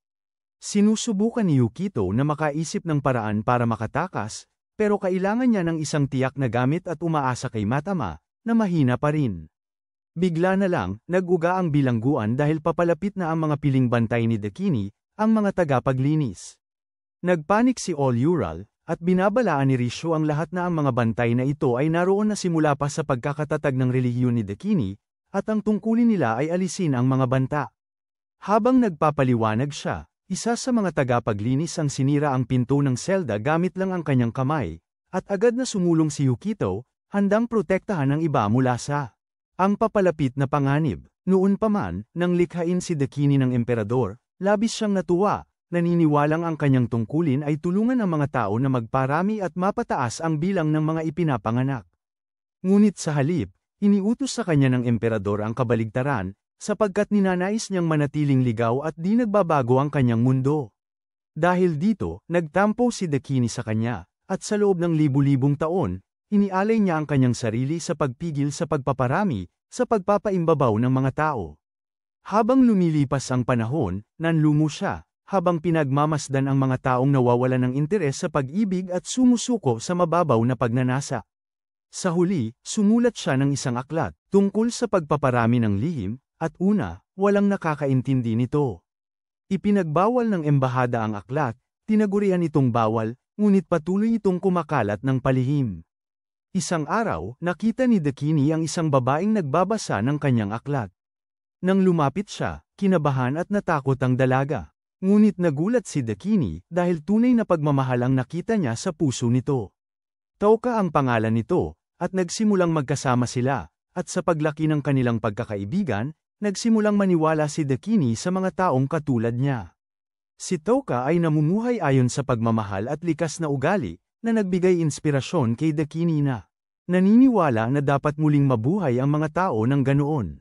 Ngunit, tinanggihan ng mga tao sa kabisera ang mga mithiin ni Touka, at dahil sa kanyang mga paniniwala, ipinatapon nila siya sa isang malayong kampo. Kalaunan, bumisita si Dakini sa kampo at natuklasan na si Touka ay pumanaw na. Ang kanyang bangkay ay nakita sa lansangan matapos niyang manganak. Sa kabisera, mahigpit ang kontrol sa populasyon kaya itinuturing na mga halimaw ang sanggol at ang mga magulang nito. Puno ng kalungkutan, nangako si Dakini na ibabalik niya ang mundo sa dati nitong anyo, isang lugar na sagana sa pagmamahalan at pamilya. Balik sa selda, sinubukan ng mga tagapaglinis ni Dakini na tapusin ang buhay ni Yukito at ng iba pa, pero nakialam si Adder. Madali niyang natalo ang mga tagapaglinis, isang bagay na napansin ni Matama, dahil mas marami na ang sumusunod kay Adder kaysa sa kanya. Habang tinatakasan nila ang lugar, nabangga ni Risho ang isang tagapaglinis at nalaglag ang maraming gamit niya. Nang subukan niyang kunin ang isa niyang libro, sinalakay siya ng mga tagapaglinis, pero iniligtas siya ng isang lurl sa pamamagitan ng pagdikit ng mga laruan ni Risho sa mukha ng tagapaglinis. Habang tumatakas ang grupo, nagsimulang magtaka si Matama kung paano naging napakalakas ng sumusunod kay Adder. Ipinaliwanag ni Yukito na matapos silang umalis ni Matama sa kanilang nayon, ang mga taga-nayon ay sumamba na kay Adder, na nanatili upang protektahan sila. Bahagi ito ng estratehiya ni Yukito para makuha ang mga tagasunod ni Dakini at itutok ang kanilang debosyon sa iisang tao. Pagdating nila sa unang palapag, nasalubong nila si Dakini. Napahanga siya kay Yukito dahil sa mga kwentong narinig niya kay Loki. Ngunit nang makita niya ang hawak ni Risho na aklat ni Touka, natigilan siya. Mabilis na sumalakay si Adder, at napaupo si Dakini. Ipinahayag ni Yukito na nagsisimula na ang ikalawang bahagi ng plano, at si Risho. Hinablat si Matama para tumakbo. Sinabi ni Adder kay Dakini na kailangan itong magbayad dahil sa pagtataksil kapwa sa emperador at sa embahada, at napagtanto ni Dakini na sa wakas ay nakaharap na niya si Adder, ang taong tinutukoy ni Loki. Dahil sa pagkamausisa, sinubukan niyang gamitin ang kapangyarihan ng pag-ibig upang mapaamo si Adder, ngunit sinira ni Adder ang telepono ni Dakini, na nagpahinto sa kanya. Sabi ni Adder na hindi niya papatayin si Dakini, para hindi na ito makasagawa pa ng ibang plano laban sa kanila. Dahil sa galit, tumawa si Dakini at tinawag itong musmos dahil sa pagsilang sa mga huling araw ng imperyo, huli na para maunawaan ang anumang bagay. Pagkatapos ay ipinakita niya ang kanyang tunay na lakas at ang kanyang napakalaking dami ng mga sumusunod, na ikinagugulat ng lahat. Dinala ni Risho si Matama sa ligtas na lugar, alam niyang ang huling pag-asa ni Yukito ay nakasalalay sa kanya. Ang paniniwala ni Yukito sa kanya ay muling nagbigay lakas kay Matama, at ipinaliwanag ni Risho ang plano ni Yukito at tinanong kung paano nalaman ni Dakini ang tungkol sa kanyang ina, si Touka. Samantala, pinakawalan ni Dakini ang kanyang kapangyarihan ng pag-ibig upang saktan sina Yukito at ang mga babae. May mga kumikinang na simbolo ang lumitaw sa kanilang tiyan, at isang matinding init ang nagsimulang sumunog sa loob nila. Sinubukan niyang sirain ang kanilang paglaban gamit ang panunukso at tukso, at ang lason ay nagpalala ng kanilang damdamin, na nagpahina sa kanilang paglaban. Nagpupumiglas si Yukito, ngunit nawala ng kontrol sina All-Ural at Shiloh-Roll at sinalakay siya. Napabagsak siya, nawala sa sarili, habang sina Adder, All-Ural, at Shiloh-Roll ay nagsimulang kumilos ng hindi naangkop sa kanya habang nanunood si Dakini. Nang mga sandaling yun, dumating si Matama kasama ang kanyang mga nilalang na halaman. Ipinahayag niya ang kanyang sarili bilang ang tunay na Diyos, ngunit tumawa si Dakini, na iniisip na isa lamang siyang makapangyarihang nilalang na may malalaking salita. Sinubukan ni Matama na ipagtanggol ang sarili, ngunit sumingit si Risho at inihayag ang paghihiwalay niya kay Dakini. Sumunod ang iba, naaakit sa mas matibay na paniniwala ni Matama. At sa sandaling yon, nagtagumpay ang plano ni Yukito, nang simulan ng mga tagasunod ni Dakini na sumamba kay Matama matapos ang emosyonal na talumpati ni Risho. Kahit pilit na nagpapakita ng tapang si Dakini, nararamdaman niyang humihina ang kanyang kapangyarihan. Ginamit ni Matama ang kanyang sariling lakas upang mapawalang bisa ang mahika ni Dakini, tinutulungan sina Yukito at ang mga babae. Nawala na ang kapangyarihan ni Dakini, at sinabihan siya ni Matama na hindi siya tunay na Diyosa at ipinaalam niya na kilala niya ang tunay na Dakini, ang orihinal na Diyosa ng pag-ibig. Hinahanap ni Matama ang tunay na Dakini at namamanhik dito na alisin ang kapangyarihan ng peking Dakini para mailigtas si Yukito. Natutuwa, dahil sa pagsusumamo ni Matama, ang tunay na Dakini ay pumayag din dahil sa awa, at pinagkaaitan niya ng kapangyarihan ang peking Dakini. Sinubukan pa ring umatake ni peking Dakini si Matama bilang huling pagtatangka, ngunit pinigilan siya ni Adder, na nagpapatunay na hindi na siya nalasan. Natakot, sinubukan tumakas ni Dakini, ngunit habang mabilis siyang tumatakbo papunta sa labasan, nakita niya si Roy na nakaharang sa daan. Akala niya ay makakalusot siya, ngunit hinuli siya ni Roy at mahigpit na hinawakan. Kiniliti niya ito at dinampihan ang mga parte ng katawan niya na ikinaiinis nito. Habang napipigilan si Dakini, sinugod siya ni Adder. Pagkatapos ay ipinaliwanag ni Roy na binigyan siya ni Yukito ng sulat na nagsasabing baka magustuhan siya ni Matama kung tutulong siya. Hindi naman nasusuklian ni Matama ang damdamin, pero dahil sa tulong ni Roy, natalo nila si Dakini. Naguguluhan pa rin, tinanong ni Dakini kung paano sila nanalo gayong mas marami ang mga tagasunod niya. Tumayo si Yukito sa harapan niya at sinabing kahit ang mahina ay may paraan para manalo. Habang patuloy na inaasar sila ni Dakini, na inaangkin niyang gusto niya lang naman pagandahin ang mundo, lumapit si Risho. Ngumisi si Dakini at sinabing may plano siya para kay Risho, pinagyayabang na kinuha niya si Risho mula sa parehong lugar kung saan nakatira si Tuka. Pero pagkatapos ay ipinahayag ni Risho ang totoo na siya ay si Tuka.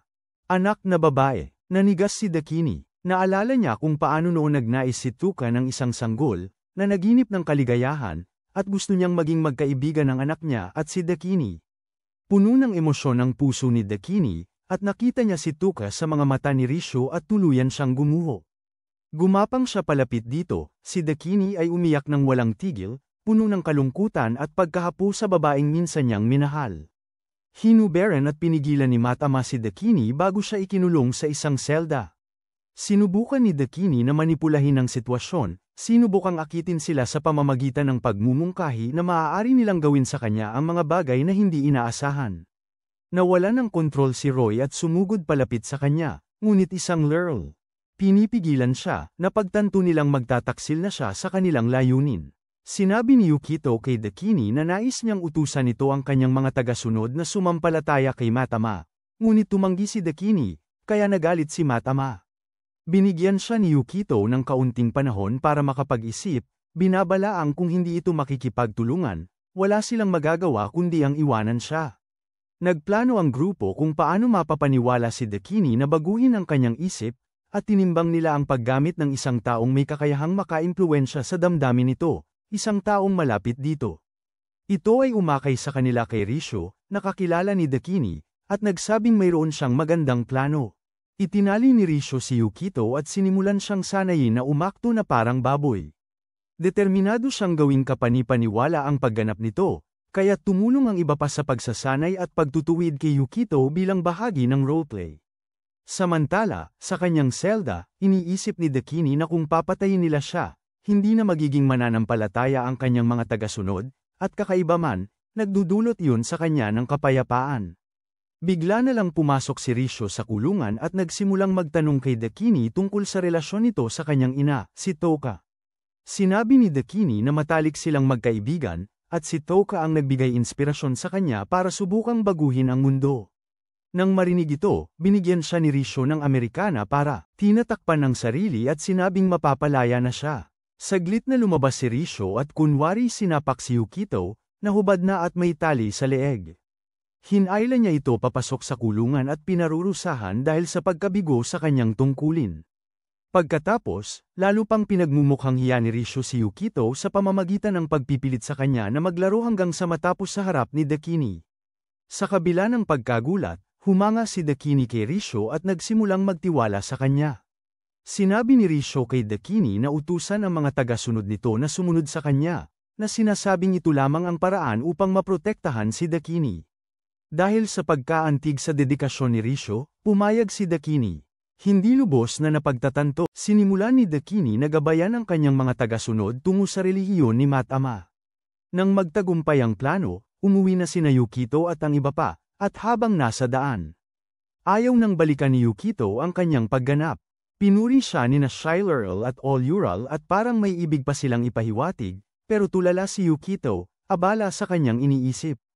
Iniisip niya kung nabisto ba siya ni Dakini at sumama lang dahil sa katapatan kay Risho. Napansin din niya kung paano niya mas naiintindihan ang ibang mga Archan kaysa kay Matama. Habang papalapit sila sa nayon, may pagmamalaking ipinakita ni Matama. Tinanong ni Adder kung gaano karami ang nadagdag na followers niya. Bigla na lang may lumitaw na kakaibang nilalang, tiwala sa sarili dahil sa 10,000 followers nito. Naghanda si Matama para labanan ito, pero umunang sumalakay si Adder at tinalo ang nilalang. Kinuha ni Adder ang papuri at nagalit si Matama. Nagtalo sila, at ipinagmalaki ni Adder ang kanyang lumalakas na kapangyarihan at ang pangarap niyang maibalik ang dating kaharian. Bigla na namang sumugod ang maraming nilalang, at nagkagulo ang grupo. Nakipaglaban si Adder at natalo ang marami, pero naligiran din sila. Nasira ang sasakyan nila, pero gumamit si Matama ng kapangyarihan niya para lumikha ng hadlang na halaman na nagprotekta sa lahat. Nakaligtas sila, ngunit natanto nilang papunta na ang mga halimaw sa nayon. Pagdating nila sa nayon, nakita nilang ito ay wasak na. Akala nila'y nawala na ang mga taga-nayon hanggang sa sumulpot si Ricky at ibinalita na nagtago ang lahat dahil sa payo ni Shilerl. Nakikita ang pagkawasak, nakiusap si Yukito kay Matama na ibalik ang nayon sa dati, ngunit tumanggi ito, dahil sa takot na harapin ang kanyang kahinaan at ang sakit ng pagkabigo. Ngunit nagsimulang makiusap sina Adder at ang iba pa, at dahil sa labis na awa sa kanilang pagsusumamo, pumayag si Matama at itinayong muli ang buong nayon gamit ang kanyang banal na kapangyarihan. Samantala, nagmamadaling pumunta ang mga taga-baryo sa restora ni Lerl para uminom at magsaya. Sa loob, binuhusan ni Shilerl si Yukito at sinaway dahil sa pagmamakaawa, pero iginiit ni Yukito na para ito sa ikabubuti ng kanilang relihiyon. Habang iniisip niya ang mga kahinaan ng nayon, biglang dumating si Ricky na nagbabalita na may kakaibang hayop na humahabol kay Roy. Samantala, nailigtas ni Roy ang isang babae sa kagubatan at ngayon ay hinahabol sila ng isang hayop. Dumating si Adder at natalo ito, at ang babae, si Gaia, ay nawala ng malay. Sinubukan ni Roy na habarin ang damit nito para tingnan ang pulso, pero sinuntok siya nito. Nagkukunwaring nangangailangan, sinuri siya ni Adder. Bigla na lang, hinalikan ni Gaia si Adder, kaya nagulat ang lahat. Pagkatapos ay ipinakilala niya ang sarili bilang isa sa mga pangunahing Archan na may kakayahang kontrolin ang mga kakaibang nilalang. Tinanong niya kung sino ang leader, at agad siyang sinugod ni Yukito, sinisisi siya sa pagkawasak. Nakiusap si Gaia na huwag siyang patayin, na sinabing aksidente lang ang lahat, at pinabayaan na siya ni Yukito. Dinala nila si Gaia sa restaurant, kung saan naging magkaibigan sila ni Matama, at inamin ni Gaia na dalawa lang ang kanyang tagasunod, kaya hamina ang kanyang kontrol sa mga nilalang. Sinabi niyang gusto niyang sirain si Loki, ang nasa likod ng kasalukuyang kaguluhan, at nangangakong puksain ang lahat ng ibang Archan, dahil ilang araw bago nito, bumisita si Gaia sa kabisera at nakita ang plano ni Loki na isinasagawa. Kinabukasan, sina Yukito, Gaia, at ang grupo ay naglakbay papunta sa kabisera at nakakita ng isang napakalaking pader na nakapalibot dito. Sinubukan ni Matama itong give-in, Ngunit pinigilan siya ni Gaia at ipinakita ang kanyang kapangyarihan sa pamamagitan ng pagtawag ng isang lumilipad na halimaw. Sinubukan umakyat ng halimaw sa pader, ngunit winasak ito ng automatikong depensa ni Loki, at napagtanto ni Yukito na si Loki ay naghahanda na para sa sandaling ito.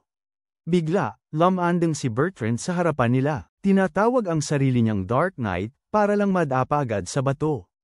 Pinapabalik siya ni Alurel sa nayon, pero kinuha ni Yukito ang espada niya. Tapos, sumulpot si Loki sa tabi ni Yukito, na nag-udyok sa kanya na sumalakay, pero projection lang pala ito.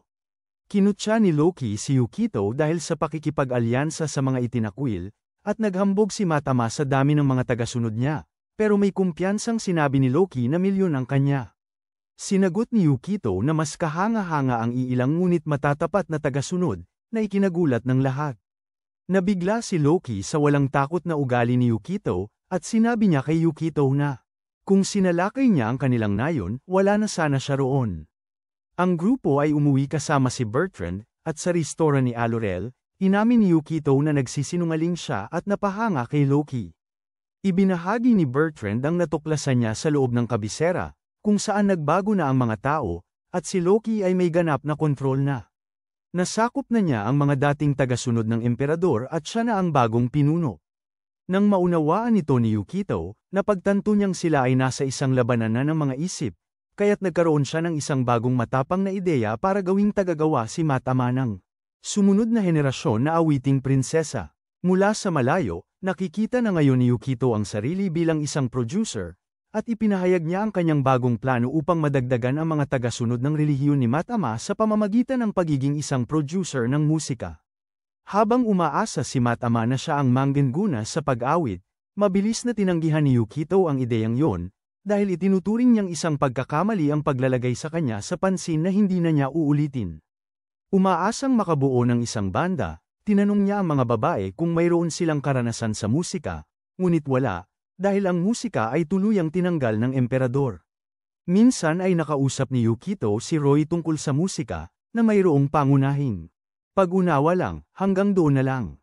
Kaya, nagpas siyang muling ipakilala ni Yukito ang musika sa mundo. Binigyan niya ng mga instrumentong pangmusika ang mga babae at sinimulan silang sanayin. Unti-unti, nagsimulang maaapektuhan ng musika ang takbo ng araw-araw na buhay, pero habang ang iba'y nakakakuha ng mas maraming atensyon, nagtampo si Matama. Siya ang nagbigay ng mga instrumento, pero hindi naman siya ang sentro ng atensyon. Isang araw, tumugtog si Bertrand ng isang malakas na nota ng gitara na nakagulo sa lahat. Sobrang lakas ng ingay, hanggang sa dumyugo ang tenga ni Matama, at sinubukan siyang pigilan ni Yukito, pero patuloy pa rin si Bertrand sa pagtugtog. Sa huli, sumingit si Matama, at tinitigil ang lahat, sinasabi kay Bertrand na hindi siya para sa musika. Umiiyak at nagmamakaawa si Bertrand kay Yukito na huwag siyang tanggalin sa banda, pero nanatiling walang pakialam si Yukito. Dahil wala na si Bertrand, pinili ni Yukito sina Olerl, Shillerl, Gaia, at Adder para bumuo ng opisyal na banda na kumakatawan sa relihiyon ni Matama. Makalipas ang ilang araw, nagtanghal sila sa harap ng maraming tao, at habang tumutugtog ang banda, pinapanood sila ni Yukito at Matama mula sa malayo. Si Matama, bagamat mapait dahil hindi siya ang bida, ay biglang nakaramdam ng paglakas ng kanyang kapangyarihan. Pero hindi naman nadagdagan ang kanyang mga tagasunod, at naalala ni Yukito kung paano. Nang tumaas ng husto ang kapangyarihan niya matapos magkaroon ng mga unang sumasampalataya. Napagtanto niya na maaaring may kakaiba sa mga dala ni Olerl at Shillerl na nagpapalakas sa kanya. Ipinaliwanag niya kay Matama na ang kapangyarihan ng isang Diyos ay hindi lamang nakabatay sa dami, kundi pati na rin sa koneksyon. Ang kanilang grupo, na nabuo sa palitan, ay kulang sa tunay na pagkakaisa, ngunit ang musika ay may kakayahang palakasin ang ugnayan, na nagpapaparamdam sa mga tagasunod na mas konektado. Napagpasyahan ni Yukito na ito ang dahilan kung bakit ipinagbawal ng emperador ang musika, alam ang malalim nitong kaugnayan sa sinaunang relihiyon at ang kakayahan nitong palakasin ang paniniwala. Si Matama, puno ng sigla, gustong habulin agad si Loki, pero pinigilan siya ni Yukito dahil may kailangan muna nilang harapin. Mamaya, kinutya ni Yukito si Bertrand, sinabing hindi ito marunong kumanta, sumayaw, o lumaban. Nagpanik si Bertrand, akala'y papaalisin na siya, Pero nang tanungin ni Yukito kung ano ang kaya nitong gawin, nangakong gagawin ni Bertrand ang lahat para sa nayon, basta huwag lang siyang iwan. Ngumiti si Yukito at binigyan siya ng bagong gawain, magmanman kay Gaia at i-report ang mga ginagawa nito. Masayang tinanggap ito ni Bertrand at palihim na sumakay sa sasakyan ni Gaia. Sinundan niya si Gaia papunta sa ibang sangay ng kanilang komunidad. Nang makasalubong ni Gaia ang isang grupo ng mga bata, nagtago si Bertrand dahil sa kutob niya. Bago pa siya makasunod, bigla na lang nahimatay si Gaia sa harapan ng mga bata, kunwari may sakit. Dali-daling lumapit ang mga bata para tulungan siya, at inaya sila ni Gaia sa bahay niya. Tumanggi ang mga bata dahil tinuruan silang lumayo sa mga taong hindi nila kilala. Sinundan naman ni Bertrand si Gaia papasok ng kagubatan, kung saan nakita niya ang isang mabangis na hayop na umaatake sa isang bata, at si Gaia ang hamarang at pinakalma ang hayop bago pa makasunod si Bertrand. Bagamat tumakbo palayo ang bata, nakagat naman si Gaia sa braso ng hayop. Mahinahon siyang nagsalita rito, sinabing hindi na kailangang umabot pa sa ganoon dahil konti lang ang mga batang nakikita. Gamit ang kapangyarihan niya, pinalayo niya ang bata, muntik na niyang makita si Bertrand. Sinundan ni Bertrand si Gaia papunta sa isang liblib na bahay at sumilip sa loob, at nagulat siya nang makitang maraming bata ang tumatawag kay Gaia na ina. Sapat na yun para sa kanya, at bumalik siya at sinabi kay Yukito ang lahat habang kumakain. Napagtanto ni Yukito na may mga tagasunod si Gaia, na parang isang pamilya ang istruktura. Alam niya sa karanasan na ang pananampalataya na nakabatay sa ugnayan ng pamilya ay makapangyarihan, mas malakas pa sa pagiging tapat dahil sa estratehiya. Kaya sa halip na agad-agad siyang sirain, mag-iimbestiga muna siya at babagsak si Gaia sa tulong ni Matama. Nagpapasalamat si Yukito kay Bertrand sa tulong nito, at pinupuri niya si Bertrand na namumula sa sobrang tuwa. Kinabukasan, nagplano si Yukito na makipagkita ng palihim sa isang tao. Ngunit bigla siyang sinundan ni Bertrand, at pinigilan siya. Inakala ni Yukito na may kakaibang intensyon si Bertrand, at ipinagtapat nito ang nararamdaman, kahit pa dati itong lalaki. Nagpanik si Yukito, at naisip na si Dakini ang may pakana nito. Sumigaw siya para tawagin si Dakini, at lumitaw nga ito. Si Bertrand, na ngayon ay napakagulo, ay lumapit kay Yukito. Nakarating naman si Risho at sinaway si Dakini, pinipilit siyang tumigil. Sumunod si Dakini, na nagpabalik sa ulirat kay Bertrand. Nahihiya, umalis si Bertrand na umiiyak, at sinaway siya ni Dakini, hinihikayat siyang tanggapin ang kanyang pagkatao. Naramdamang inatake, ipinaalala ni Yukito kay Dakini na siya ang tumawag dito. Kinukulit niya ito, pagkatapos ay biglang sumayaw, na ikinagulat ng lahat. Ipinaliwanag ni Risho na naging popular ang musika sa mga tao simula nang ibalik ito ni Yukito, at napagtanto ni Yukito na ang pagsasayaw ni Dakini ay dahil sa kasiyahan niya sa musika. Pagkatapos ay ibinahagi niya ang totoong dahilan kung bakit niya sila tinawag. Nakailangan niya ang tulong ni Dakini. Ginagamit ni Gaia ang mga bata para lumakas, at gusto ni Yukito na hikayatin ni Dakini ang mga bata sa halip. Ibinahagi niya ang kanyang mahihirap na pagkabata, na pinalaki ng isang amang itinuring siyang isang kasangkapan. Naantig si Dakini pero iginiit na ang kanyang pagpayag ay hindi para kay Yukito, kundi para sa mga bata. Nararamdaman niyang may pananagutan siya sa kanila at pumayag siyang tumulong. Mamaya, pumunta si Gaia sa malapit na lawa habang ang mga bata ay nag-aayos ng tubig. Doon, nakita nila si Dakini, na nag-alok na magturo sa kanila ng isang masayang bagay. Pagbalik sa nayo ni Yukito, nagpatuloy ang pagsasanay ng banda. Samantala, nararamdaman ni Gaia na balisa para sa mga bata. Si Dakini ay naglalaro kasama sila, pinipili na huwag gamitin ang kanyang kapangyarihan dahil sa takot.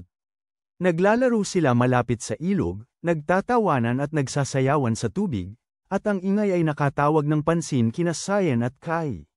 Nang makita nila ang kanilang mga kapatid na naglalaro sa isang estranghero, sinaway nila si Dakini at pinagsabihan na umalis, binabanggit ang mga turo ni Gaia. Hinihikayat naman sila ng ibang mga bata na sumama sa kanila, pero tinanong ni Dakini kung pinagbigyan ba sila ng pagpipilian na maging bahagi ng pamilya ni Gaia. Malamig na sinabi ni Sayan at Kai na hindi niya naiintindihan ang tunay na kahulugan ng pamilya. May kakaiba siyang nararamdaman kina Sayan at Kai, iba sa iba. Bigla na lang, sumalakay ang mga halimaw, at nanigas si Dakini habang pinanood sina Sayan at Kai na humakbang, hindi para tumakas, kundi para protektahan ang mga bata. Nagsimulang magduda siya sa imposibleng posibilidad na sina Cyan at Kai pala ang kumokontrol sa mga hayop. Tumakbo si Dakini sa kagubatan kasama ang mga bata habang hinahabol sila ng mga halimaw. Galit ang mga bata, alam nilang ginagamit ni Cyan at Kai ang kapangyarihan ni Gaia laban sa kanila. Sinisi ni Dakini si Yukito sa pag-agaw sa mga tagasunod niya, kaya hindi na niya maprotektahan ang mga bata tulad ng dati. Samantala, sina Cyan at Kai, habol mula sa likuran, determinado na puksain ang sinumang magbanta sa kanilang bagong pamilya. Bago magkita sina Cyan at Kai kay Gaia, nakatira sila kasama ang mga artipisyal na magulang, mga likha ng sistema na inatas sa kanila. Natuwa si Cyan noong una na magkaroon ng mga magulang, pero kalaunan ay napagtanto niyang walang emosyon ang mga ito, sumusunod lamang sa utos. Isang araw habang naghahapunan, sinalakay ng sistema ang kanilang tahanan at inutusan ng kanyang ama na isagawa ang isang ritual, at sumunod ito ng walang pag-aalinlangan. Nang subukan ni Cyan na pigilan ang pagtatapos sa buhay ng kanyang ama, sinabi nito sa kanila na dalhin na lamang siya sa kampo ng paghihiwalay. Habang papunta roon, nakita niya si Kai sa sasakyan, at sinubukan itong makipag-usap, pero si Cyan ay lubhang nasaktan dahil sa pagtataksil at nanatili siyang malayo. Bigla na lang, ang kanilang sasakyan ay sinalakay ng isang napakalaking halimaw, at sa pagbagsak nito, namatay ang lahat maliban kina Cyan at Kai. Nagpakita si Gaia, na naawa, at binigyan si Cyan ng isang first aid kit, hindi kayang baliwalain ang isang nasugatang bata.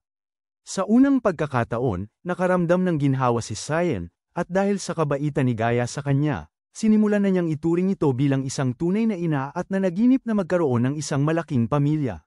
Ngayon, patuloy sina Cyan at Kai sa paghahanap kina Dakini at sa mga bata. Bigla na lang, nabagsak ang isa sa mga halimaw ni Gaia. Nawala sa paningin nila. Nakarating sina Yukito, Matama, at Adder sakto para iligtas si Dakini at ang mga bata. Madaling nadaig ni Adder ang halimaw, na nakaagaw ng pansin ni Dakini. Hinarap ni Yukito sina Cyan at Kai, na dismaya dahil hindi napapanig ni Dakini ang mga ito, akala niya ay madali lang yun. Nagsimulang manginig ang lupa, at pinagmadali ni Matama ang lahat na tumakbo.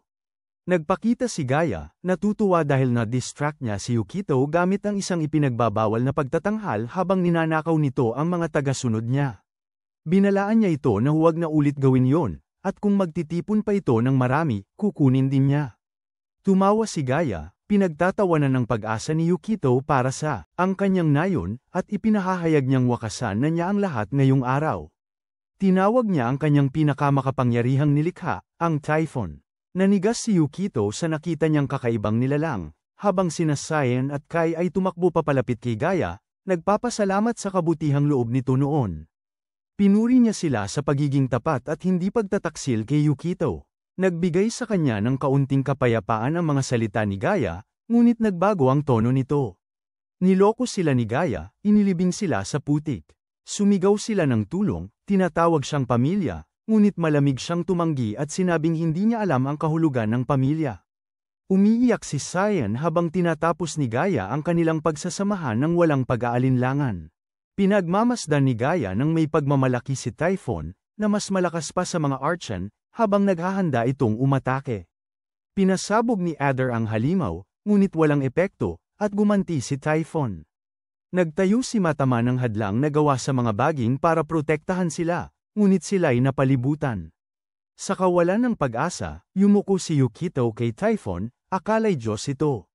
Dali-daling binalaan siya ni Matama na hindi ito katulad ni Dakini, dahil si Typhon ay isang sinaunang, walang kamalayang halimaw na isinilang mula mismo sa lupa, at wala itong kaunawan sa anumang bagay. Bigla na lamang dumating sina All-Ural at Shill-Errol na may dalang, isang mabilis na sasakyan, at pinagmamadali ni All-Ural ang lahat na sumakay. Habang nagmamaneho siya, si Shill-Errol ay basta na lang may minamanyak na pinipindot na mga butones, na nagpapagana ng nitro at nagpapabilis sa takbo nila. Humanga si Shill-Errol sa pagmamaneho niya. Sinabi ni All-Ural na dahil yun sa kanyang kapatid na nasa tabi niya, at nakaligtas sila kay Typhon, sa ngayon lang.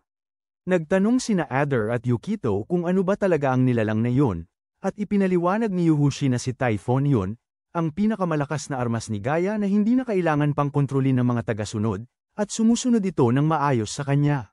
Nalaman ni Yuhushi ang tungkol kay Typhon mula sa isang sinaunang aklat na ibinigay noon ni Gaia sa kanya, na isinulat ng isang nawawalang sibilisasyon. Hindi mapakali si Yukito, hindi lang dahil sa ang lalim ng kaalaman ni Gaia, kundi dahil nauunawaan na ni Yuhushi ang isang mundo na puno ng napakaunang siglong teknolohiya, isang bagay na nahihirapan isipin ni Yukito.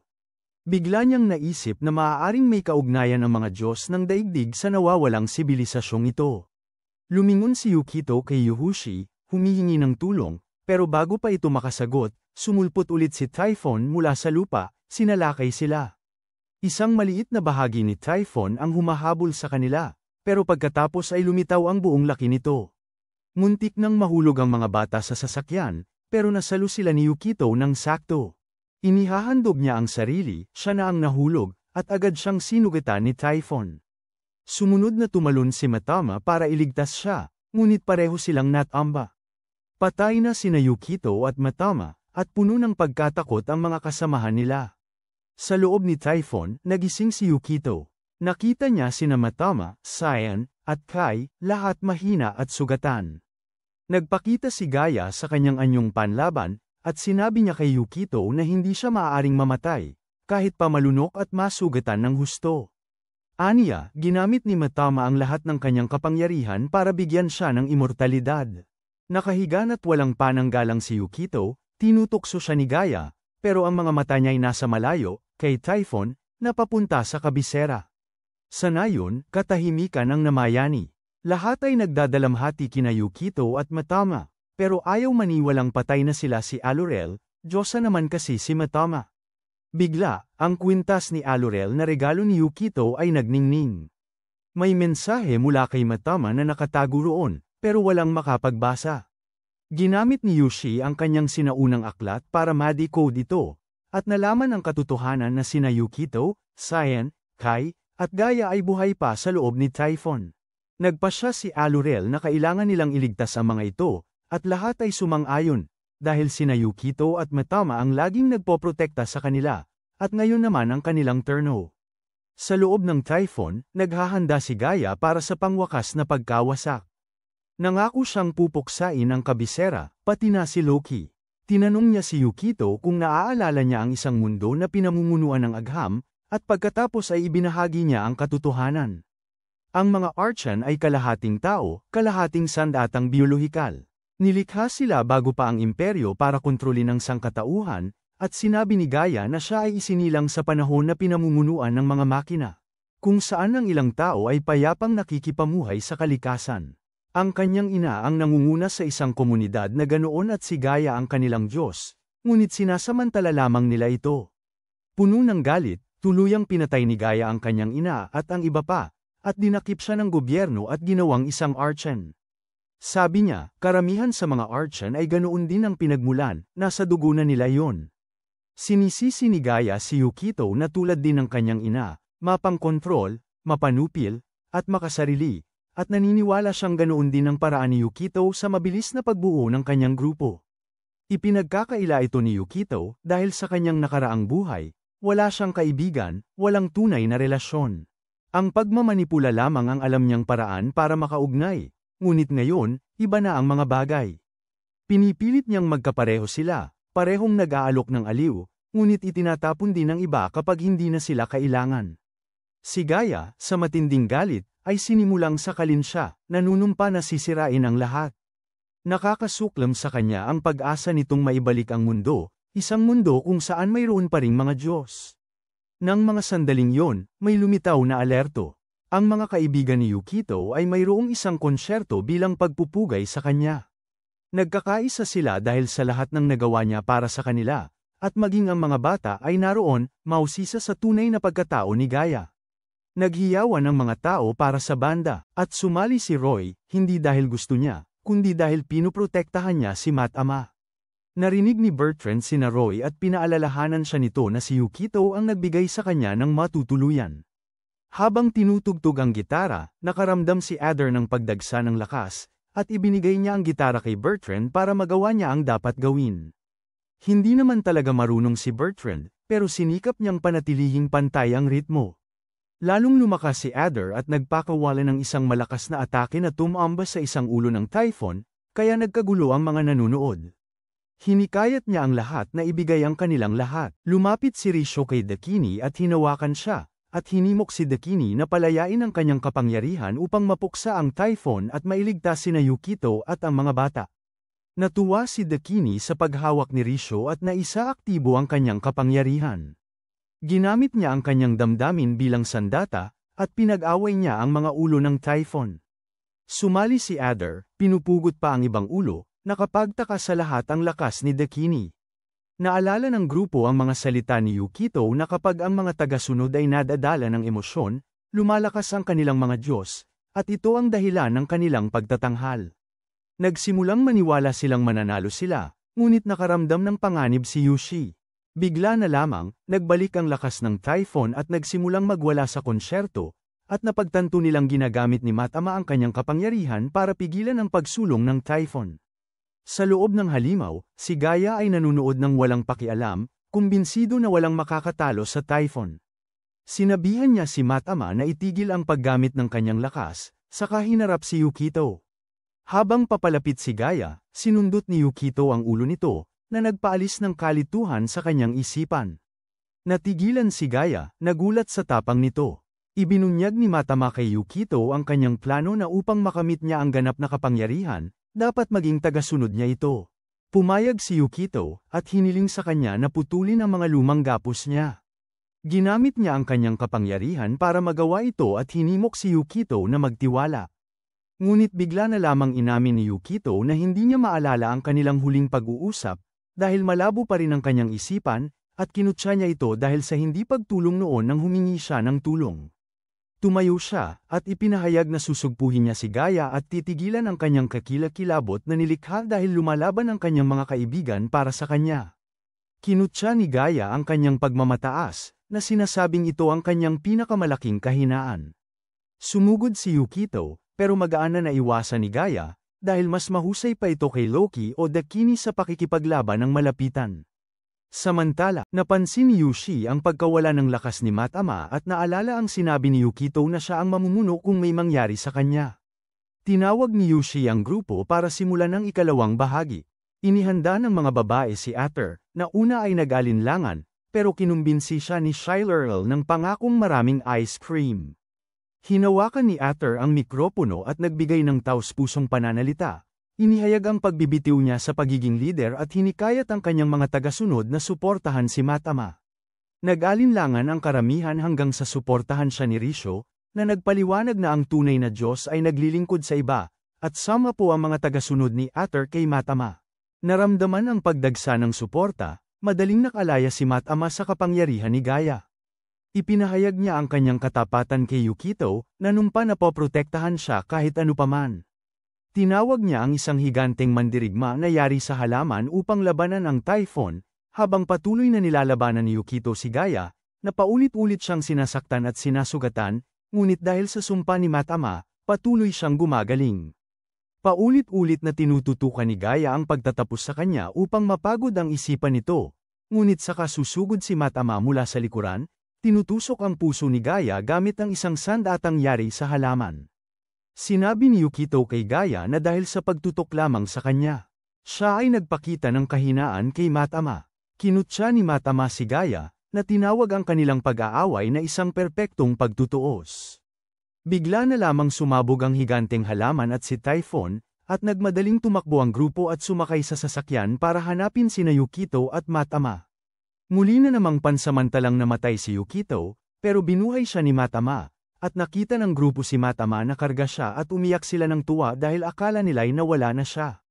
Nalaman ng mga bata na buhay pa si Gaia, at kinutya sila nito, hinamon silang tapusin na siya dahil sa pagtataksil niya.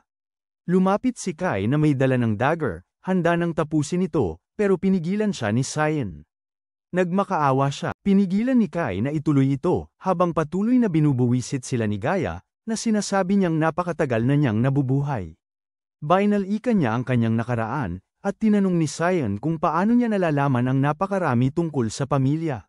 Sabi ni Gaia wala siyang alam dahil wala siyang pamilya. Pero sinabi ni Cyan na iba siya sa mga magulang sa kabisera, dahil inalagaan sila ni Gaia noong may sakit o tulala sila. Habang umiiyak, sinabi ni Cyan na hindi naman talaga inalagaan ni Gaia ang pamilya, pero pinapatawad niya ito at gusto niyang magsimula ulit at bumuo ng isang tunay na pamilya. Pagkatapos matalo si Gaia at ang Typhon, nagdiwang ang nayon. Pinakilala ni Adder ang ice cream sa mga bata, pabirong sinabi niyang mas nararapat itong sambahin kaysa kay Dakini o Gaia, dahil mas masarap ito. Nakipag-usap si Cyan kay Gaia at tinawag siyang ina, sinabi niyang ganoon pa rin ang tingin niya rito palagi, binigyan si Gaia ng kahit isa man lang tapat na tagasunod. Si Yukito ay nakipag-usap kay Gaia at sinabi niyang ang mga anak nito ay nasa pangangalaga na nila. Sinabi ni Gaia na kaya pa rin niyang mapasunod si Kai, pero sinabi ni Yukito na hindi na yun posible. Bago magsimula ang pagdiriwang, nagkausap sina Yukito at Kai ng mag-isa. Nag-aalangan si Yukito kung ano ang gagawin kay Kai, dahil alam niyang mahal ni Kai si Cyan. Kaya sumama siya kay Gaia. Iminungkahi ni Yukito kay Kai na manatili malapit kay Gaia para mabantayan ito para kay Cyan, at pumayag si Kai. Dumating si Matama para mang-asar kay Gaia, ipinagmamalaki ang dumaraming tagasunod nito. Napansin ni Yukito na kahit nadagdagan pa ng mga taga-suporta ni Adder, malayo na ang nauna ni Matama sa kanila. Bigla na lamang sumulpot si Loki para harapin si Yukito. Ibinunyag niya na siya ang tumutulong kay Matama sa pamamagitan ng pagpapalakas sa kanya, dahil pinagbantaan ng Typhon ang kabisera. Sinaway siya ni Yukito dahil sa pagkilos na parang Diyos at binalaan na ang kanyang pagbagsak ay nagsimula na. Hindi umatras si Loki, at sinabi niya kay Yukito na maghihintay siya sa pagbabalik nito sa kabisera, pagkatapos ay naglaho. Nagtungo si Yukito sa ilog, kung saan nadatnan siya nina All-Ural at Shillerl. Sinaway siya ng dalawa dahil sa pagkawala niya sa party, pero nagpasalamat si Yukito sa kanila dahil bago niya sila nakilala, wala siyang kaibigan. Ngayon na may mga taong nagmamalasakit sa kanya, nangako siyang poprotektahan niya sila kahit anumang mangyari. Sabi ng mga kaibigan niya, marami silang plano para sa hinaharap, na siyang nagpasaya sa kanya, at natapos ang gabi na nagkasundong magsasaya silang lahat hanggang umaga, kasama si Yukito sa gitna ng lahat. Mamaya, gumapang si Matama pabalik kay Yukito at muling nagmakaawa na maging tagasunod niya. Tumanggi pa rin ito at pinanood ng mga kaibigan niyang nagtatawanan, pero kahit malupit ang mundo, napagtanto niyang mayroong bagay na dapat pahalagahan, at naunawaan niyang hindi kailangan ng kanyang mga kasamahan ang isang Diyos. Pinanood ni Matama si Yukito at ang mga kaibigan nitong nagtatawanan sa mundo ni Loki, at tahimik na ngumiti si Loki. Kung napanood mo tong recap ng anime hanggang dulo, mag-comment, isang taong walang Diyos. At dito nagtatapos ang ating video, maraming salamat sa panunood. Paki-like at subscribe kung nagustuhan mo ang content. Hanggang sa muli.